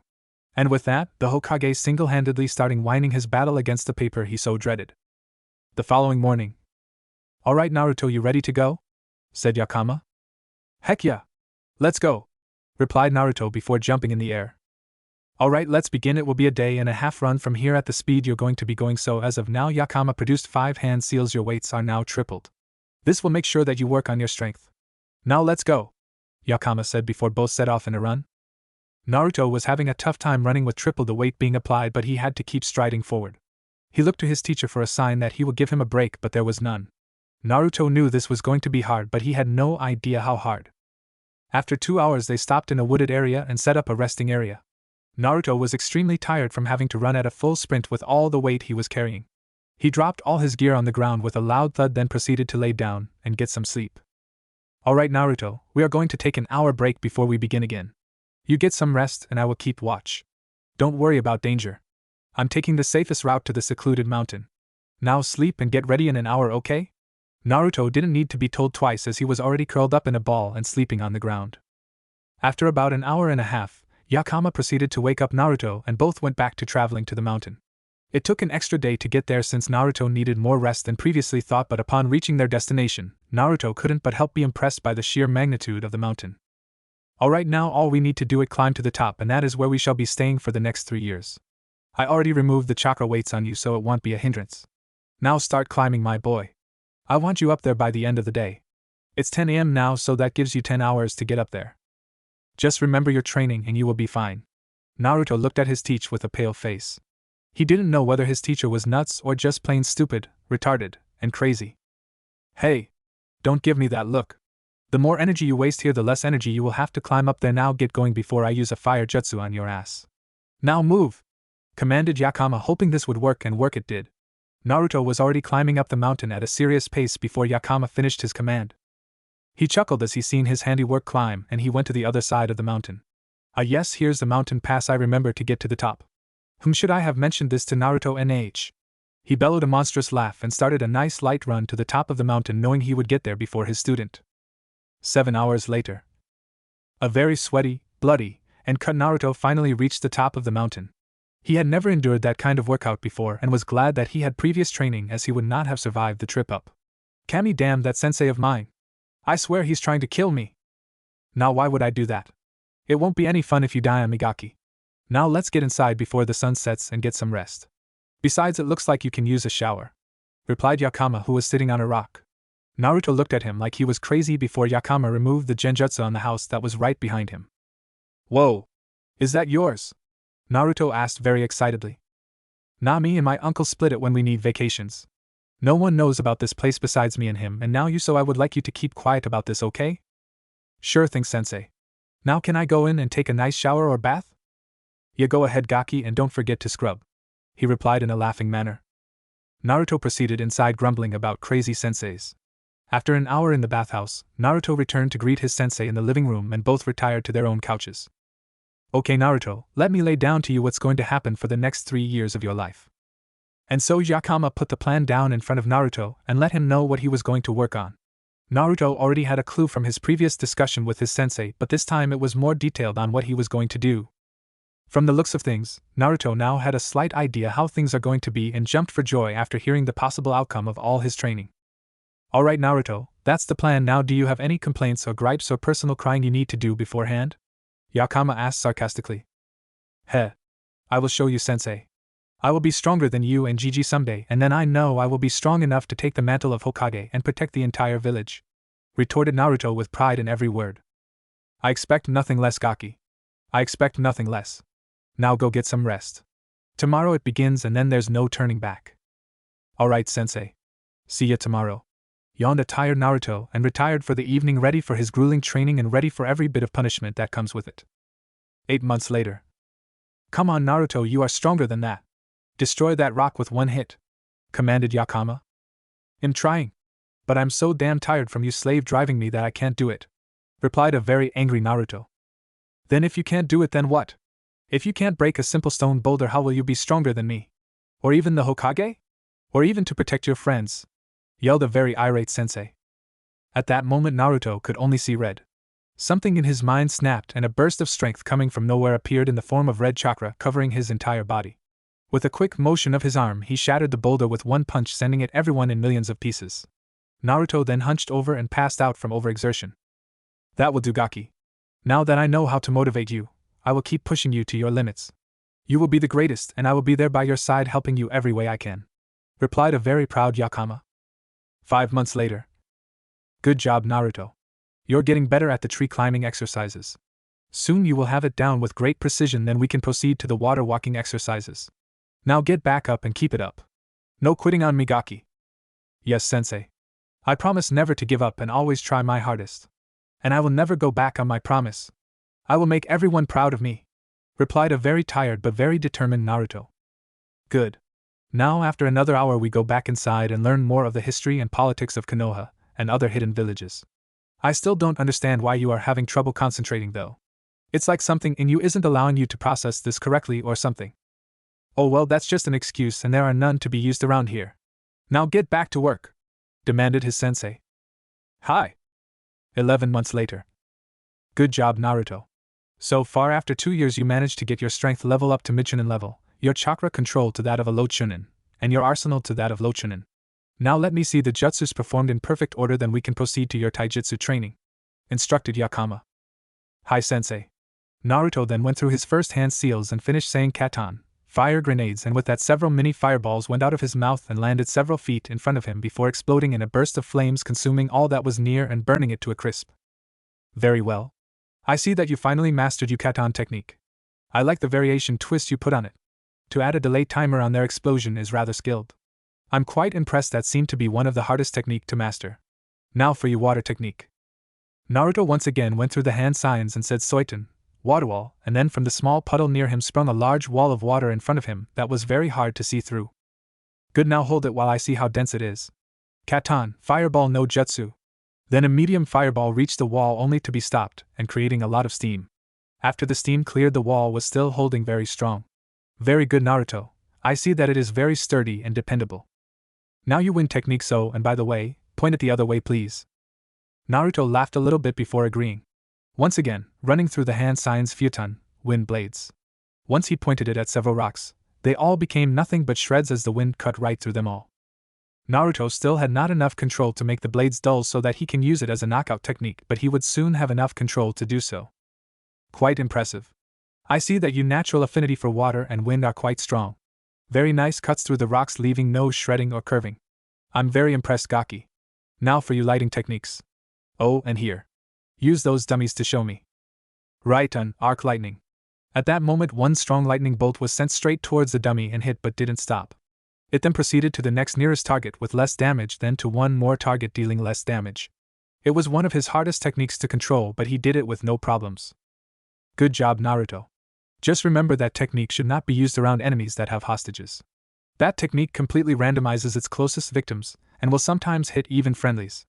Until you have complete mastery of the lightning element, and not just the technique, you will never use that on enemies with hostages. Still, good job with mastering your fourth technique. Now for your earth technique. I know you can do it, I have faith. Responded Yakama, knowing his student can do this. Hi sensei. I will get it this time no matter what. Going through the hand signs faster than before, he finally said Doton, arms of Gaia. At that moment earth slowly began crawling on the arms of Naruto, producing a thick shield of rock and earth over his arms. Think the arms of the thing form Fantastic Four. Naruto can feel the strength in this technique, and hoped he had finally mastered it. Alright Naruto, destroy that boulder in one hit and not have a crack in your arms, eagerly said his sensei. Hi. Naruto ran towards the boulder and smashed the entire thing. After he walked back to his teacher, he looked at Naruto's arms and found not a single scratch. Very well, Naruto. You passed the third part of training. Congratulations. Now you have a day to rest before we start on taijutsu training and bojutsu training. Now tell me, have you ever heard of the Muay Thai style? Yakama asked Naruto with a gleam in his eyes. End of training. Naruto, I'm very proud of you, my boy. These 3 years have been very trying for you. But now that I see you as you are, I can tell you are a lot stronger and ready for the academy. Now let's pack up and head back to the village. Oh, and as a reward, no chakra waits until next week when you start the academy. A proud Yakama told his student. Yada! Thanks, sensei. I will be ready in 20 minutes. Expressed a very happy Naruto. Alright, uncle, his training is complete and ready to take on the world. I only hope he comes to me for some more help. Now that I am done, what is there for me to do? I heard they could use more help in the field. Maybe I will ask uncle to start sending me on missions again. Yeah. That sounds just right, thought Yakama. As he was brought out of his thoughts, he seen Naruto all packed and ready to go. Alright Gaki, let's get the hell out of here and head back home. I'm sure your friends would love to see you. Yeah. Let's get back, sensei. I can't wait till I see Aji-san's look on his face. An excited Naruto shouting out. Yeah, me either. Chapter 3: The Academy, Knowledge, Training, More Students? Outside Konoha Gates. It was late in the afternoon at the gates of Konoha, right before the early afternoon shift for guard duty was about to change. Kotetsu and Izumo were sitting there playing random child games to pass the time when two figures appeared over the horizon. Just by looks alone, it could have been just a man and his son, but in the world of ninja these could be enemy nin. As the two approached, they recognized one of the individuals as Yakama Sarutobi, Jounin of Konoha and nephew to the Hokage. The other they couldn't really recognize. As soon as they were in range, the guards halted them. Halt. Identify yourselves and what's your reason in Konoha? Izumo announced. Yakama Sarutobi, coming back from my training trip with this individual on permission by the Hokage. We are to be let through and shall proceed to the Hokage's tower upon our return. Here's our paperwork and proof of our identity, he replied, handing the paperwork to the guards. As the guards looked over the paperwork, they couldn't believe what they were looking at. Standing in front of them was Uzumaki Naruto. From appearances he had changed greatly. No longer was he this little runt of a kid running around causing trouble and being harassed by the villagers. No, this was now a hardened-looking man trapped in the body of a young boy. Naruto had now grown at least a foot in height, standing at 5'7", quite tall for an 8-year-old boy in a ninja village. He let his hair grow into a wild blonde mane and let it grow to the middle of his back, braided in a ponytail. His muscles were extremely toned, as you can now see from his exposed body parts, which were his arms and a little bit of his chest. His face never really changed, with the only major change was his whiskers had gotten deeper and darker. His smile was the same as always and still showed the same happy child as it always had. Lastly, just by his aura you can tell his personality has changed from an eccentric and wild, outgoing child to that of a calm, cool, collective individual. And Naruto? Wow. You sure have changed in the last couple of years. How was the training? Izumo asked while Kotetsu was still gawking at the young boy. Naruto laughed softly, scratching the back of his head. Well, training was rough, but it was worth it. I learned a lot over the years and now I can't wait to start the academy next week. Izumo had a bellowing laugh, thinking to himself, "Heh, I guess things never change." Well, paperwork and identity cards looks good. Please proceed to the Hokage's tower. Oh, and by the way, Naruto, you better hurry and get there. Your deadline to sign up for the academy is today in about 2 hours. Kotetsu said while looking at a very nervous-looking Naruto. What? Yakama-sensei. We need to get to the Hokage tower fast. I can't miss the paperwork to sign up. Naruto bellowed with all the worry of an 8-year-old could have. Fine, let's get going. Yakama replied. Both took off through Konoha, hopping over rooftops and trying to make it to the Hokage tower so that Naruto can put in the paperwork to attend the academy. Meanwhile, at the Hokage tower, Sarutobi was having his usual easygoing day in the office. Ever since his nephew gave him the grand idea to use the Kage Bunshin to handle the paperwork, this left Sarutobi a lot of free time over the last 3 years. He was now just relaxing in the office, looking through his window at the village. He wished that a certain blonde-haired boy was here to spend time with him now that he had all this free time. After Naruto left, it felt like a boring place around the village. Sarutobi even took to training once again at his compound in Bojutsu, and his reserves and his chakra capacity. He was so bored. Although he was Hokage, he was way past his prime and he was beginning to let his body wither. He had seen plenty of men over the age of 60 still in the ninja force and having an excellent body. He figured that if they can have it, why not the Hokage of all people? I truly wish there was something to do today. I already trained myself for the day, spent time with my family, and by the looks of things, he looks at the paperwork, I have defeated my eternal rival for the day. He said to no one in particular, speaking out loud. Unknown to Sarutobi, there were 2 individuals outside his office waiting to be let in. Naruto and Yakama had just arrived at the desk and the secretary told them to wait, while she pages the Hokage to see if he was available. Hokage-sama, there are 2 individuals here to see you. Shall I send them in? The secretary asked. Hi. Send them in. As soon as the Hokage turned around when he heard the door open, he was ambushed by a certain blonde-haired gaki. Hey Aji-san. How you been? I miss you a lot these years. You sure have changed.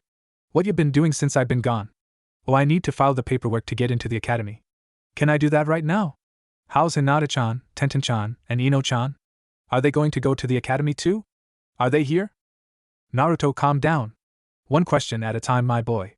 Sarutobi laughed, seeing this was just the thing he wanted to happen today. Well, first of all, I'm doing fine. I have just been training my body back into shape lately, that's why I look different.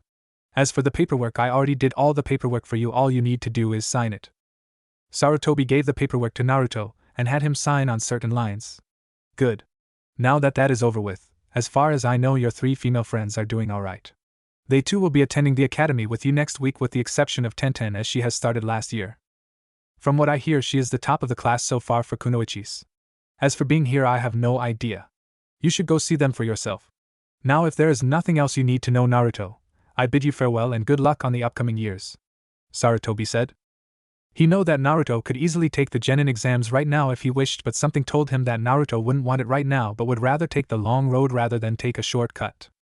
Oh Naruto, before you leave, is there anything you wish to ask me for to help you along your way? Sarutobi asked before Naruto left the room.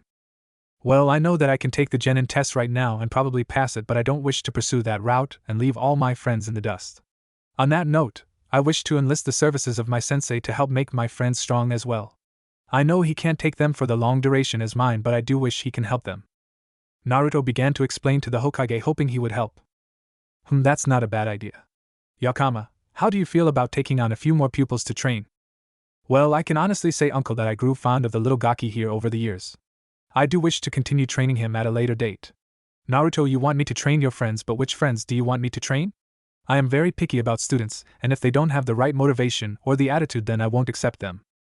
I wish for you to train only 2 more people, sensei. I want you to train Hyuga Hinata and Yamanaka Ino. I would also ask you to train Tenten, but I believe she will do fine in the future when she is put on her team after graduating. For now, those are the only 2 I want you to train if you are willing, Naruto replied. If one didn't notice, in which both the Sarutobis did, Naruto had a bit of begging in his voice. I want to meet them first, Naruto. Then and only then will I decide on my decision.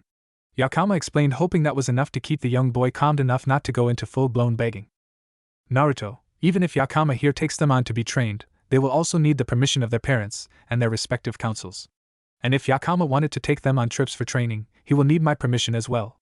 Sarutobi detailed to Naruto if such a thing were to happen. Okay, well, for now let's get you acquainted with my friend's sensei and see where this can go.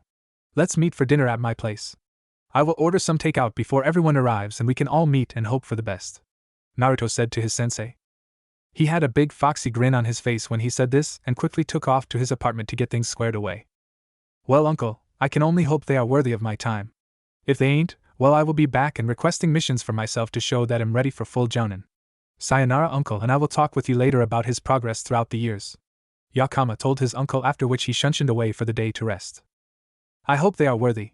If they are, I will have the 3 strongest and most loyal students make that ninja to graduate the academy since the 4th graduating class, Sarutobi thought out loud to himself. At the Hyuga compound. In the training yard stood one Hyuga Hinata sparring with her cousin Niji. Their relationship has never been on the best of terms. Some would even dare to say that Niji despises his cousin. The reason behind his anger towards her comes from the teachings of the elders towards him. Some on the Hyuga council believe that Hayashi and his family are getting too soft. Although Ya and his wife Aoi believes that this is the step needed to unite the clans, the teachings of the elders towards Niji has affected his own decision. Flashback 3 years ago. Niji, come here please. We have to talk with you without your parents and his brother, one of the Hyuga elders explained, leading him to the main branch council room. What do I owe the elders on this occasion? Have I done something wrong? Am I going to receive another seal like the caged bird? Niji asked, sounding a bit worried as well as irritated, but kept his stoic body firm. No, not at all, Niji. We wish to speak about how the Hayashi has been getting soft lately. We wish to make a proposition to you. We know that your father has the same ideals as his foolish brother, but we believe that you should be the main clan heir and rightful ruler of the clan. Another Hyuga elder explained. Niji, I wish to make you this offer. When we believe you are ready, we will remove that pitiful fool Hayashi and his family, and place you as head heir and rightful clan head. In return, we want you to break the mind, body, and soul of cousins. Hate them. Detest them. It is their fate to be banished and exiled from the clan, and it is your destiny to take their place. What do you say? The elder proposed, seeing a bit of a smile already forming on the face of the young Hyuga prodigy. My answer is yes. If I receive private teachings and help in the traditional Hyuga practice of Juken and our other taijutsu techniques, then I believe I will do what is needed. You are right, elders. It is their fate to be banished from the clan, and I take their place. If the clan becomes one, there is only disaster waiting to be brought upon us. Niji replied with great confidence. He knew this was the right thing to do even if his parents didn't agree with him. He will be clan head and the clan will be greater for it. Then do not disappoint us, Niji. The elder finished before leading the others out of the room, all with 6 smiles across their face. Present time. Once again, Hinata was laying on the ground bruised and battered. Hayashi wished he could stop the match, but every time he tried, the elders told him to let it continue as this is the way of the clan. As Hinata began to get up, Niji appeared in front of her. You have no right to be clan heir, Hinata-sama. You are weak. You should just quit trying to be a ninja, as it is fate that is denying you that privilege. Our spar is finished. Do not come back to me for any more spars. For next we meet, I will not hold back. Niji said in a low voice so that only Hinata could hear. Niji, what happened to you? You used to be kind and very warm. Now you are spiteful, mean, and arrogant. What has caused this to happen within you, Nisan? Hinata tried to ask him but received no reply. Niji just simply turned his back on her and left the training ground. As he left, another branch member came and helped Hinata to the porch and placed her on a soft blanket and began treating her wounds. As soon as she was all patched up, she got up and decided to leave. As soon as she got to her room, she had a letter on her desk addressed to her. Dear Hinata-chan, I'm back from my 3-year trip. And if you don't know who this is by now, it's me, Naruto. Tonight I am having Ino, her father, and my sensei as well as the Hokage come over for dinner tonight, and I wish for you and your father to accompany me as well. I know that you will join because you won't disappoint a friend, now will you? This was supposed to be just a dinner for me and my sensei at my apartment, but he suggested that we invite you and Ino, and you father, so that we can discuss some things. If you can please come by the Sarutobi compound at 7 o'clock. See you later, Hinata-chan. Your friend Naruto. Oh my Kami! Naruto is inviting me and Two-san to dinner. I need to talk to father soon. Hinata thought to herself and got into the shower quickly, almost forgetting to take her clothes off beforehand. After 20 minutes she went to speak with her father about the note left behind for her. After some deliberation, Hayashi decided he couldn't decline an offer such as this. His curiosity got a hold of him and decided to bring his wife as well. After their meeting, Hinata ran to her room to get a nice kimono set up for the evening, and Hayashi informed his wife as well as sent a message to the Hokage accepting Naruto's offer for dinner. Same time at the Yamanaka compound. Ino was sitting in her room just getting home from her family's flower shop and before that training with her family. She had never taken a liking to training and always rather play in the park or go shopping, but after her incident with the Kumonin, she realized that beauty and grace will not go far in the world of the shinobi. So she began training and was doing a great job. She knew that once the academy comes around she will probably be one of the best kunoichi in training there aside from Hinata in her class. As she was relaxing on her bed reading about flowers in her text, a knock came to the door. Ino, are you awake? Her father asked before entering the room. Yeah, Daddy, I'm awake, just doing some light reading. What's up? She replied. Well, I just received a letter from a messenger, and it's addressed to you, princess. Here. Inoichi told his precious little girl and gave her the letter. As soon as she opened it, she began both reading it out loud and in her mind. Dear Ino-chan, I'm back from my 3-year trip. And if you don't know who this is by now, it's me, Naruto. Tonight I am having Hinata, her father, and my sensei as well as the Hokage come over for dinner tonight, and I wish for you and your father to accompany me as well. I know that you will join because you won't disappoint a friend, now will you? This was supposed to be just a dinner for me and my sensei at my apartment, but he suggested that we invite you and Hinata and you father so that we can discuss some things. If you can please come by the Sarutobi compound at 7 o'clock. See you later, Ino-chan. Your friend Naruto. Ino looked up and couldn't believe that she was being asked to join Naruto and the Hokage for dinner this evening.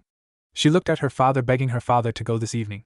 After some thinking and careful consideration, Inoichi decided that he would disrespect the Hokage if he didn't show up tonight. That was something that you can't afford when having a seat on the council. So he told his daughter to wear something nice tonight, and they would leave to the compound around 6:30. Several hours later. It was close to 7 o'clock and Naruto was already in the middle of cooking with his sensei while the Hokage just arrived at the compound. He proceeded to his house and the aroma of finely cooked food was overwhelming. Sarutobi was happy to see Naruto and, for shadow clones? Naruto! What type of clones are those? The Hokage shouted, not realizing it as shock was too much for him right now to believe his own sight. They're shadow clones, old man. Why do you ask? Naruto replied as if it was no big deal. Naruto, we are going to have to talk about what you did on your training trip while at this dinner so that the others can see what they are getting into, and letting their children get into. Sarutobi said, realizing this might be a long dinner, but at least it would be with good food. No problem, old man. Naruto answered, then began to yell. Yakama-sensei! Where's those ingredients at? I need them now before I spoil the dinner.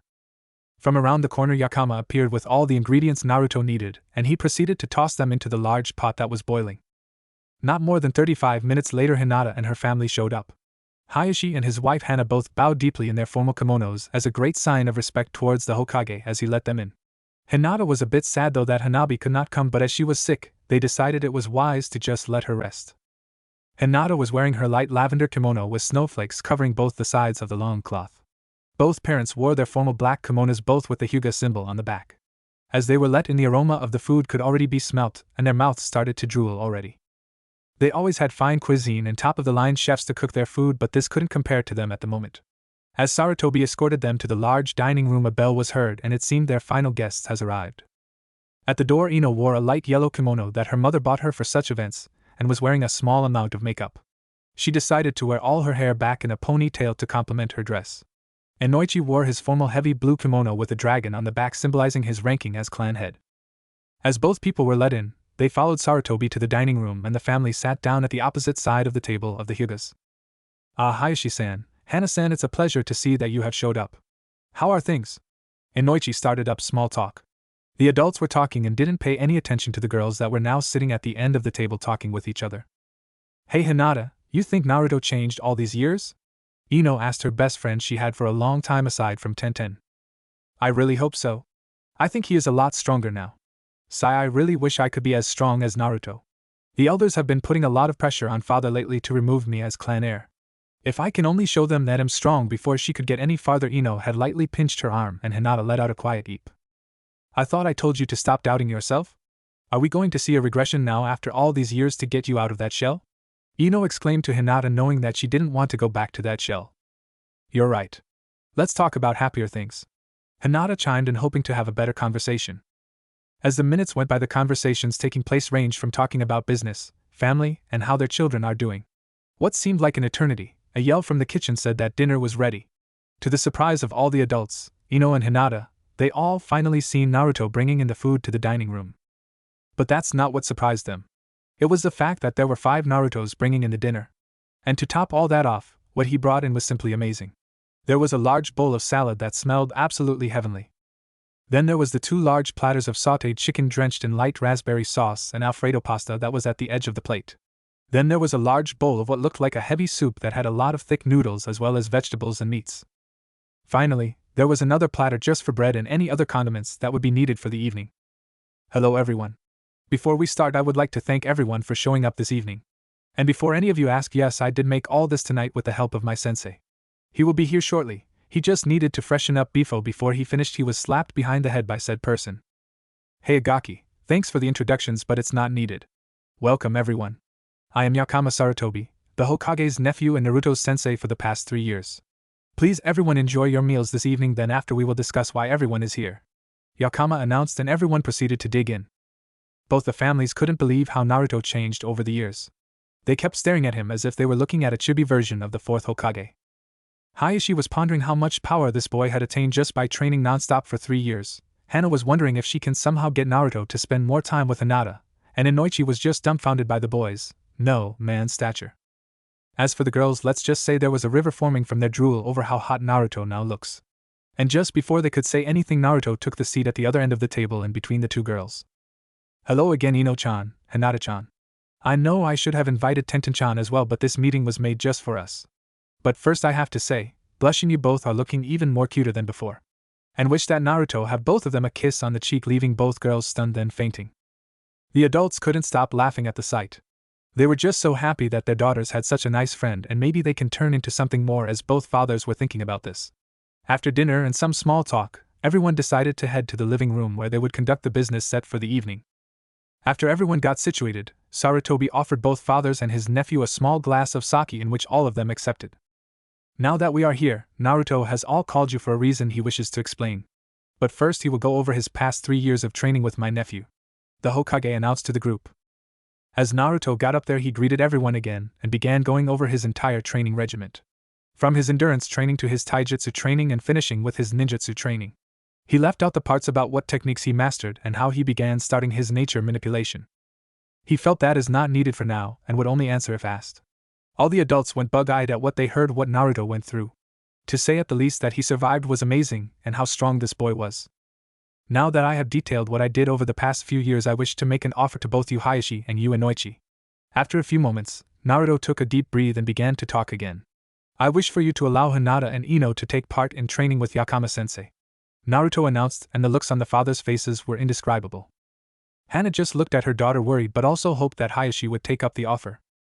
Let me see if I have this straight, Naruto-san. You wish for my daughter and Inoichi's daughter to take a 3-year training trip with Yakama Sarutobi? Then miss about 3/4 of the years in the academy? Do I have that correct? Hayashi stated, wanting to get all the facts.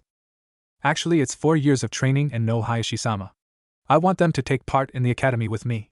I am not going to take the genin exam as I do not want to leave my friends behind. Yakama will go over how this will happen as I'm not too sure myself.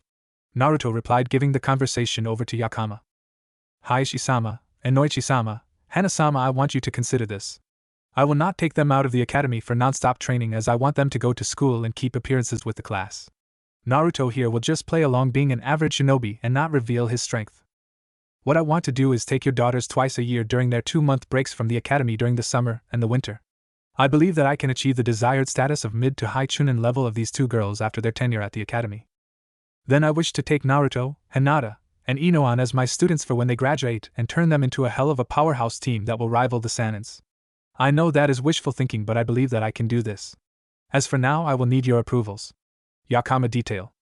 He then went over how strong Naruto is at this point, and then explained what jutsus he knows already.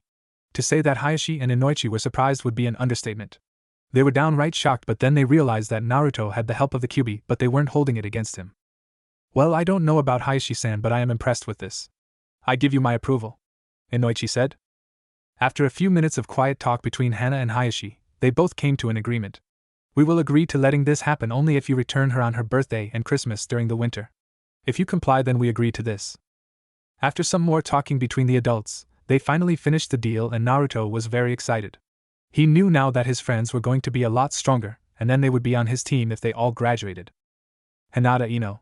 I need to know right now. Even though I have the approval of your parents, I still haven't accepted you as my students. Yakama said, and both the eyes of Hayashi and Inoichi went a bit wide, not expecting this. I need to see if you are even worthy enough to be trained by me. First, what is it that you fight for? Hinata answered first. I fight for my family and friends. I would keep fighting until I couldn't fight anymore. Then Ino. I too fight for my family and friends. If I can keep them safe, then I know I am truly strong. Good answer, but what about the people that wronged you in the past? If those people were in danger now but they are part of the Leaf Village, would you leave them to their own machinations and demise, or would you help them? Yakama asked, getting an eyebrow raised from both parents. Well, I honestly don't know, Yakama-san. If they wrong me, then I don't really know if I can help them. Hinata answered first, looking a bit down, but after a few moments she looked up with a bit of confidence. But if they are a part of my village, then I have a duty to protect them with my life as a ninja. I completely agree with Hinata. Even if they did wrong to me in the past, they still need to be protected from those that would harm them. However, there is a limited amount of leniency I offer to them. I will not protect those that are traitors to the village and those that committed extremely bad crimes. Ino added in the end. Those are very interesting answers. Now for my final question, how far will you go in training? Will you go the extra mile? Will you go on even if you reached or passed your limits? Keep going even though you are almost knocked out? Or will you quit when things get hard and heed my warning? Things will get hard beyond any imagination of yours. Ask Naruto, he knows. Yakama finished. Both girls looked at Naruto, and all he did was nod. 30 seconds passed and both girls turned to each other and nodded. We will keep going, Yakama-sensei. If it is the only way to get stronger, then we will do it. If not for us, then we will keep going for our families and our friends. Ino spoke first. And if not for them, we will do it for Naruto-kun. Hinata said, making both her and Ino blush a little bit, and in return Naruto blushed a little bit. Yakama looked at both their faces and their expressions didn't change. They were not going to back down, and would take the full brunt of the training. After some thinking, Yakama finally spoke. Well, Gakis, looks like you got yourselves a personal sensei. Now we will start training after your first day at the academy, and keep training unless I have a mission for myself. We will train hard and fast, but it will be tenfold during your breaks. I hope you are ready for your training. Naruto, I leave you to your guests as I am a bit tired and need some rest. See you all later, and remember, after the first day at the academy we will train for 6 hours, then repeat the process 5 days a week with the weekends off. Until then, later. Yakama said before leaving to his room to retire for the night. After another hour all the guests seemed to be getting tired and proceeded to leave. After Ino and Hinata's family left, Naruto went to clean up the mess and do the dishes, Naruto's clones. Naruto then began to discuss everything in greater detail of his training trip with Yakama-sensei. Sarutobi was very happy with the results and now was hoping that the boy can show the village that he is not the demon they all believe him to be. That he is going to be a great ninja and a great clan head when he learns of his heritage. 1 week later, Naruto woke up as his alarm was going berserk. He turned it off to realize that he has an hour to get to the academy. After a quick 15-minute shower, he made himself some ramen for breakfast. Hey, some things will never change, and then left to school. Naruto decided to rooftop jump to the academy instead of having people harass him along the way walking. After 10 minutes he looked down and spotted a raven-haired boy walking alone in the direction of the academy. Upon further inspection he saw that it was Sasuke Uchiha. Earlier that week he learned that the Uchiha clan had taken an almost genocide attack with the perpetrator being one of their own. Itachi Uchiha had all but decimated the clan. All that was left was 3% of the clan, with only his brother and 2 other male infants being the only underage males left, along with a few older women and some Uchiha historians that didn't have their Sharingan. As for the fighters, there were only 3 Uchiha fighters left, and they all were in ANBU, being loyal to the Hokage only. During the event of the Uchiha massacre, as it was dubbed, said ANBU troops were all out on guard duty on the borders and were all thoroughly distraught that Itachi had done this, but it was necessary. The entire clan had planned to overthrow the Hokage, but Itachi found out and on the orders of the Hokage decimated the clan that was corrupt. Surprisingly, it was nearly all the clan. Afterwards, Itachi left as a missing nin to keep up appearances and to save his brother from scrutiny. Naruto wanted to talk to the boy, so he decided to jump down and try to start a conversation. "Hey, you're Sasuke, right? My name is Uzumaki Naruto. Want to walk to school together?" "HN, look kid, I don't care who you are, but I don't want to be seen next to a blonde idiot that is beneath the Uchiha. Don't talk to me and leave me alone, doe. You're worthless and should be happy that I gave you this amount of time," Sasuke replied, leaving a stunned and a bit pissed of Naruto behind. He didn't know what crawled up that Uchiha's ass, but he was hoping that he would put him in his place at a later time. So Naruto took back to the roofs and proceeded to the academy. Upon arrival he noticed both Hinata and Ino waiting for him outside. As he approached he noticed huge smiles on their faces. "Hey you two, what's the big smiles about?"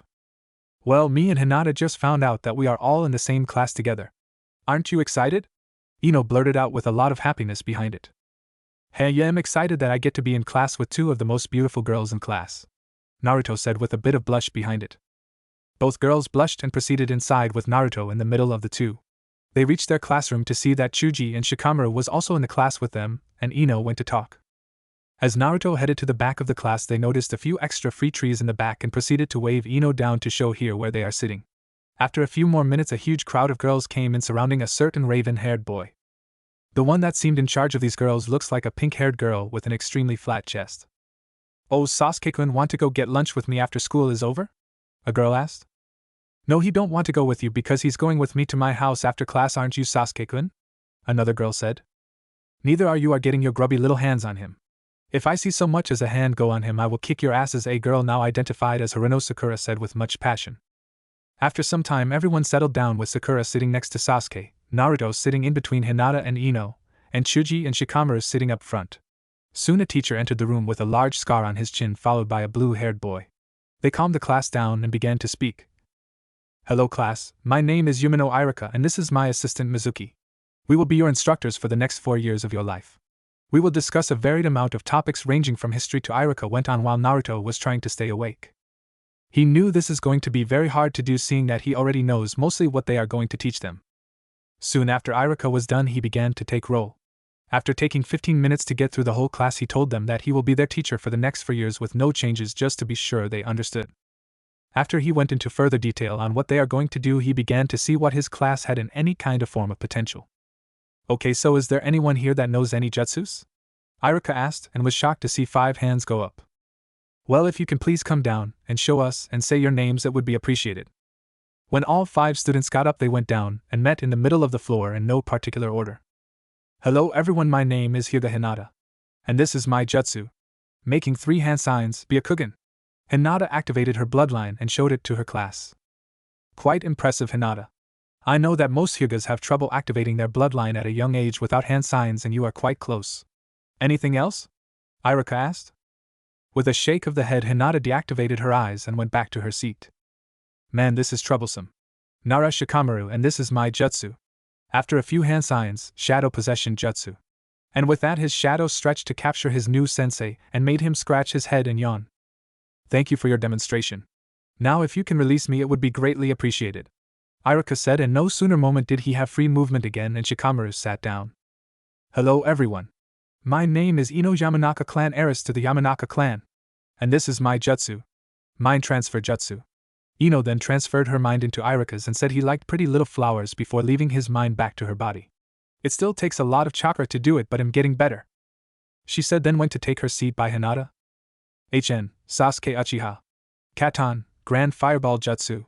And with that he breathed out a very massive and intensely hot fireball. He held it for 5 seconds before releasing it. He gave a smug look towards Naruto and said, "Beat that dope. You got nothing on the Uchiha clan." And with that he went back to his seat to see Sakura drooling over her man. "Hi. Name is Uzumaki Naruto, and your future Hokage. Heirace my jutsu. Kage Bunshin no Jutsu," Naruto said, and only putting enough chakra in for 3 shadow clones as to not overdo it and show his true strength on the first day. Both Mizuki and Iruka were dumbfounded at this point. They were trying to figure out how a boy not even a genin yet knew a jounin rank technique. With that question in mind, he asked Naruto, "How do you know that technique? It's a forbidden technique that mostly a few jounin know? And how are you even keeping them up? It takes an immense amount of chakra," Iruka asked. "Well, I was walking and met with this guy I can't remember the name of. I seen him performing some jutsus and begged him to teach me one.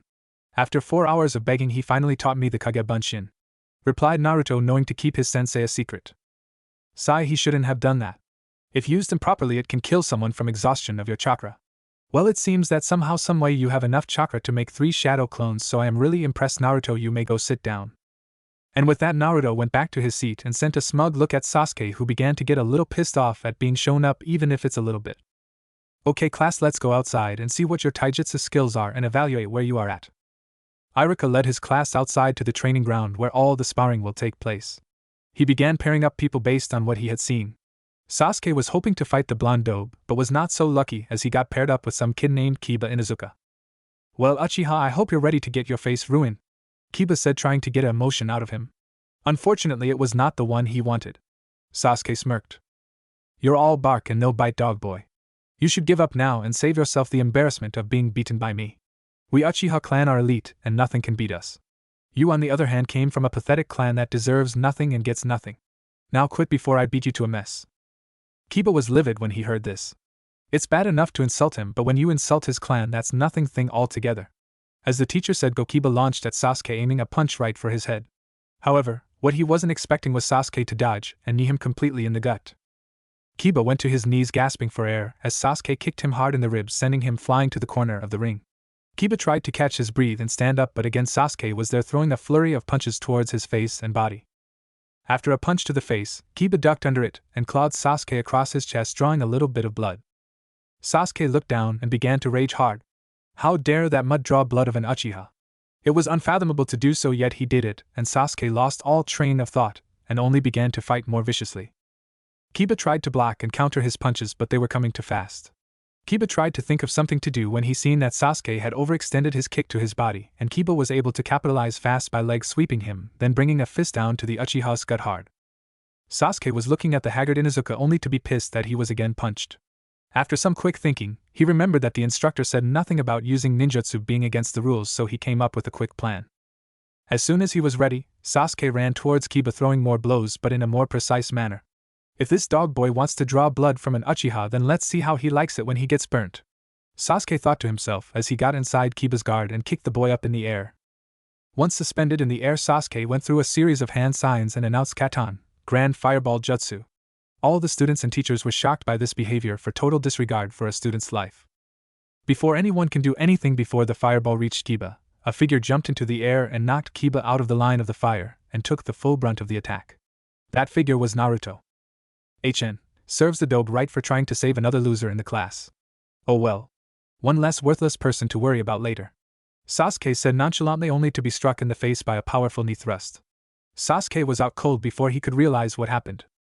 Naruto stood there very happy he paid back Sasuke for trying to kill off the kid. As Naruto walked over to Kiba, he helped him up and offered him some ointment hinata made to heal the wounds. "Here, Kiba, is it?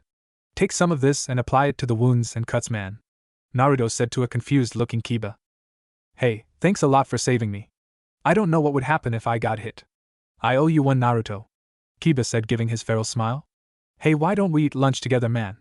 It would be great since I don't have very many friends." And with that he became a bit sad but was happy when Naruto said sure thing. "But I'm not going to eat lunch with you. You are going to eat lunch with us," Naruto replied as Ino, Chuji, Hinata, and Shikamaru came over to see if their fellow classmate was okay. "Naruto, you baka! What did you do to my Sasuke-kun?" screeched a loud and annoying Sakura. "He's knocked out cold because you had to use a cheap shot to do it. Just admit it. You're nothing like Sasuke-kun. She yelled only to get a slight chill down her spine at Naruto's look. You're right. I'm nothing like him, Naruto replied in a harsh, cold voice. Now class, let's all get settled, we still have a couple spars to do. Next is Uzumaki Naruto and Akamichi Chuji, Iruka announced before having his assistant take Sasuke to the hospital to get checked out. Alright Chuji, I'm totally gonna kick your fat ass, said Naruto in friendly way. What most people didn't know was that Naruto was the only person that can get away with calling Chuji fat, since he was never putting any meaning out of it. Hey, you think so, Naruto? Well, this fat ass is going to sit on you till you can't breathe, Chuji replied, giving a big huff and presenting his chest out like a big gorilla. As soon as the match began, Naruto and Chuji began using their taijutsu skills. Chuji was a complete dunce when it came to taijutsu, only know the basic of the basics, while Naruto was greatly holding back, trying to make the match interesting. Naruto began with a flurry of kicks to the legs, trying to take Chuji down and begin his pounding. Chuji, on the other hand, was launching heavy punches to Naruto's body and head, only to be avoided at every chance. Naruto ducked under a right cross to his head while countering with a mean punch to the gut. Chuji stuttered back a bit before Naruto went back to work. Naruto gave a high knee thrust to Chuji's face, only to face it blocked by both of his hands, but then Naruto followed through by grabbing Chuji's head and head-butting him hard to draw a little bit of blood. Chuji was stunned before settling back into pace to get back at Naruto for that. He launched a feigned leg sweep, which Naruto already seen through, but figured he would give Chuji a free shot to make him feel better. Too bad Naruto didn't know that if you get hit by Akamichi, it fucking hurts. I mean, it really fucking hurts. Naruto took the feigned leg sweep only to receive a massive punch to the ribs, followed by a punch to the gut that took all his air out of his lungs and launched Naruto back out of the rings, thus disqualifying him from the spar. Hinata and Ino ran to Naruto's side only to see him laughing. Next time I'm not giving Chuji a free shot. That fucking hurt, he yelled, only to get a few laughs from the girls and even a quirk of a smile from Shikamaru. Chuji came over and helped Naruto up. Hey man, thanks for the spar, Naruto. Next time maybe we can make it even more interesting. By then I will have my family jutsu down, so I hope you will have some as well, he said, getting even more excited for their next match. Hey, yeah, next time we will go at it full force, Naruto yelled, getting a few chuckled from the students and some teachers. The rest of the day went by fairly quickly. Naruto cheered on his friends when they were sparring. Surprisingly, the match between a kid named Shino Aburame and Shikamaru was rather interesting. Although barely any moves were made, the strategic planning involved in the match was superb. Shikamaru ended up forfeiting the match after Shino surrounded him by the bugs. After the match, Naruto ran up to Shino and congratulated him on a hard-fought match, to the surprise of Shino. Naruto invited him to hang out sometime, and thus he gained another friend to add to his already growing club. Hinata squared off against Sakura, much to the delight of Sakura. She seen Shy Girl and was thinking this will be an easy win. After the names were called, Sakura began to talk some trash to try and get some sort of early victory out of this. Why don't you and your loser friends just leave? You will never be as great as me and my Sasuke-kun. You are just weak and should go back to your loser boy toy and your loser blonde friend. We all see it. You are shy, timid, weak, and have been spoiled rotten. You and that lame-ass short stump you call a friend. Sakura was going on and on how weak Hinata was and gloating about how great Sasuke was. However, unfortunately, that was when she felt a little bit of killing intent directed solely at her. It came from Hinata.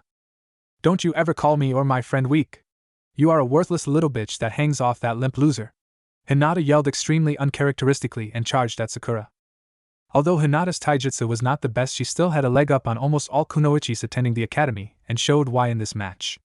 Hinata was jabbing hard at various points of Sakura's body, leaving large bruises while Sakura tried to dodge them. As much as she tried to avoid and counter Hinata, there was no way in stopping what happened next. 8 trigrams, 32 palms. She yelled and struck with precision and lethality only seen in veteran shinobi. At the end of the attack, Sakura laid there battered and beaten with nothing left to say. Hinata, on the other hand, realized what she did and almost fainted after becoming a human apple. Her blush was soon lightened after Naruto and Ino congratulated her. Wow, Hinata! That was totally awesome. I hope we have a good match later to see who's the stronger person in the kunoichi division, Ino said enthusiastically. Yeah, Hinata-chan, that was so cool. When did you learn the 8 trigrams thingy? Naruto wondered out loud, hoping for an answer. WWL, I was learning F from my F-father. I almost have TT the SSS64 down. She stuttered, reverting back to her old form. Nuh! Hinata! You will not go back to your shy self again. Ino yelled at Hinata to get a loud laugh from Naruto and even Chuji, who was nearby. Go mensai, Ino-san. I will try harder, Hinata said, keeping her stutter in check. Ino was called next to do her spar with some no-name girl. Ino had a good match, and she showed that she wasn't no slouch in taijutsu. She showed some impressive skills that was on par with Hinata. Although Hinata would have better taijutsu, Ino displayed some strong attributes for having a good basis of taijutsu training. After what seemed like 10 minutes, the match was finally ended when Ino sent the other girl out of the ring with a strong kick to the stomach followed by a back-fisted slap. Congrats, Ino! Your training will make you even stronger. You too, Hinata-chan! Exclaimed Naruto proudly. Well class, since we are out here and that was the last match for the day, let's work on our throws. After which we will break for lunch, come back, do class work, then leave for the day. Iruka proclaimed, much to the displeasure of the class. After everyone was rested, Iruka and Mizuki, who just got back from the hospital with Sasuke who had a large bandage over his nose, showed everyone to the pillars where they are going to practice their kunai throws. First up was Shino, since they were going down the name list by last name, in alphabetical order. Okay Shino, you will have 10 kunai and 10 shuriken. Each body part you will hit will gain you a point. Each vital point you hit will give you 2 points. You may begin. Thus Shino began throwing the weapons and earning 22 points. Everyone was throwing weapons at this point, and the teachers were keeping the tally one by one. So far Hinata held the score for the class with 31 points, followed by Chuji with 29 points. After a while Sasuke was finally up and threw all the weapons at once. The teachers were amazed by his accuracy as he earned himself 38 points. He turned and gave a scowling look towards Naruto. Beat that loser. And don't think I will forget what you did to me. You will bow to me and so will your bitches as well, he said. At that point Naruto was beyond pissed, so he decided to scare the Uchiha a bit. Hey Sasuke! Naruto yelled. Sasuke looked back only to see an enraged look in the eyes of Naruto with 10 kunai and 10 shuriken in his hands. The teachers all looked a bit worried about what he was about to do. What came next was nothing short of spectacular. Naruto didn't even take his eyes off of Sasuke as he threw the weapons at the targets. The crowd was silent. A perfect 40. What do you think now, you arrogant piece of shit? Naruto growled, only to see Sasuke quickly turn around and go to where the fangirls were, hoping to get some stress released. The teachers were looking at Naruto in awe and amazement. When the training was done, everyone was dismissed for lunch. After lunch was done, everyone was going back to the class to begin their classwork, which would take about a few hours. Iruka went over various subjects such as the history of Konoha, previous Hokages, the village heroes, beginner jutsus, which caught the whole class's attention, and then finally ending with giving everyone homework. After school was done, Naruto took the hands of his two friends and led them to the training spot that he kept secret to meet up with their new sensei. Some time later, after leading them through 3 training grounds and through a thick forest, they finally met up with their sensei. Welcome, my newest students. Today begins your lives as shinobi. I know that it begins when you are actually genin, but one can never be too sure in this world, so instead of waiting to be a genin to be considered shinobi, you will being as one now. Their sensei announced to them in a commanding voice. Now Naruto, I know that you are already trained, but you will continue training just as hard. You will be considered the frontline attacker. Hinata, with your Byakugan and superb taijutsu, you will be second in command and main scout for this group. Ino, you are smart, beautiful and deadly, and we shall use that to our advantage with your clan's jutsu. I will have you be our interrogator as well as our medic, but we will get to that later. I will teach you, Ino, how to use torture methods, but also with the help of a very special person. She won't come help until I think you are ready for her training, he said, only to get a wince from Ino. She wasn't really into the torture and interrogation thing, but she would do the training if it meant she would get stronger. Hinata was excited to know that she would be scout and knew that she would be great support when needed. Naruto always knew that he would be considered the frontline guy. With his knowledge of jutsu already and his bojutsu, he was going to do his best to back up his team whenever. Okay, first things first. Hinata, Ino, we need to work on your endurance and speed at fast pace since we are on a timed training. I want you to jog for 3 hours non-stop around this whole clearing. Then you will rest and do it again. We will do this 2 times a day until you can jog for the whole 6 hours. Afterwards, and I do mean immediately afterwards, we will begin with the speed part. As for now, take these special chakra weights. It will make it that much harder, but we don't have that much time to work with, so it's either the hard way or leave. Choose now. Yakama told the 2 girls, who immediately put on the weights and began jogging. Now Naruto, here some gravity seals. They are a lot easier to use than the chakra weights since now you have better chakra control. I want you to set the weight at about 100 pounds at the legs for starters, then 75 weights for the wrists. Once you get used to it, we will double the weights. Now as soon as you get that set up, we will begin our taijutsu sparring. Naruto readily agreed and put on the seals. Yakama was looking on with his new students and began to think. Hell, if my uncle can teach and make 3 ordinary kids into the Sannin, I can do it too. Uncle, you will be proud of me when I'm done, and I know I will make full jounin. After this, Yakama then got into his taijutsu stance and began sparring with Naruto at full speed. Man, I get to train harder now and I get to be even stronger. Naruto thought to himself as he began to start his spar. Pant, I can't believe that, Pant, this is just the Pant start of our training. Pant, I will get stronger. Pant for my friends. Pant for my Naruto-kun. Hinata thought as she continued to jog. Oh my Kami! Pant, if this is starter training, Pant, then I'm kinda afraid, Pant, of the advanced training. Pant, no matter, I will get stronger. Pant, thought Ino as she started to catch up to Hinata. Yakama was observing all three and knew he had a gold mine. These three will be something one day. But why do I got this feeling that there will be a fourth? Oh well, these next 4 years is going to be something else, he thought to himself. And thus the torturing began. Meanwhile, in a town with several gambling casinos. Tsunade-sama, I can't believe you are on such a hot streak. We just won enough money to pay off all our debts and have enough left over to live comfortably, said Shizen, the apprentice of the legendary medic Sannin, Tsunade. I have a bad feeling about this, Shizen. We are heading back to the room right now, then leaving this town as soon as possible. Cash out my earnings, then meet me at the room, Tsunade said as she left the blackjack table to head to her room. Just before she entered the room, the Sannin had felt very uneasy when touching the doorknob, as if she was going to receive a horrible thing as soon as she entered. Tsunade began to feel for chakra but found none, so that eased her a bit. As soon as she opened the door, she was grabbed inside and the door shut immediately. Who are you? What do you want? Spoke an enraged but scared Sannin. She had never felt such an aura in her life. It had many feelings ranging from pure rage to pure happiness. She couldn't make out which was which. Tsunade of the Sannin, legendary medic of Konoha. Am I correct in assuming that is you? Asked a mysterious cloaked figure. Why, yes, I am. What do you want? I have a patient for you to care for. This person will need constant care as it will take 4 years before he is fully 100% and ready to continue their life's goal. In return, I will pay off all your debts you have accumulated over the years as well as leave you with enough money to get any necessary supplies for the person. Do you agree? All I have to do is care for the patient? That's it. And all my debts are paid off. Why do I feel like I don't believe you? As soon as she finished the sentence, a briefcase appeared out of nowhere and opened. Inside was the money that was believed to be used to pay off her debts as well as extra cash. Fine, I will do this. Who is the patient? She asked. First, you will need to know some things. 1. You are not to reveal this person. If their identity gets out, he will most likely die from attacks coming from everywhere. Second, as soon as I reveal them, you have 5 minutes to at least stabilize them, as they have near non-existent chakra in their system and will need to use a chakra transfer jutsu to do it. It shouldn't take you more than 1 to 2 minutes to do this to stabilize him. Afterwards, they are all yours. Lastly, they will more than likely need your help. You must help them and disregard any ill intentions for their plans and do it. Do I make myself clear? The cloaked figure said, putting some killer intent in their voice, making Tsunade shiver. Who is this guy? Fine. I agree now, who is it? After a wave of a hand, the body came into sight. The. Before she can say anything, the mysterious man had disappeared and Shizen came bursting in the room. Tsunade-sama, I heard some yelling, and then she finally caught sight of the person laying on the ground. Hat's the 4th Hokage.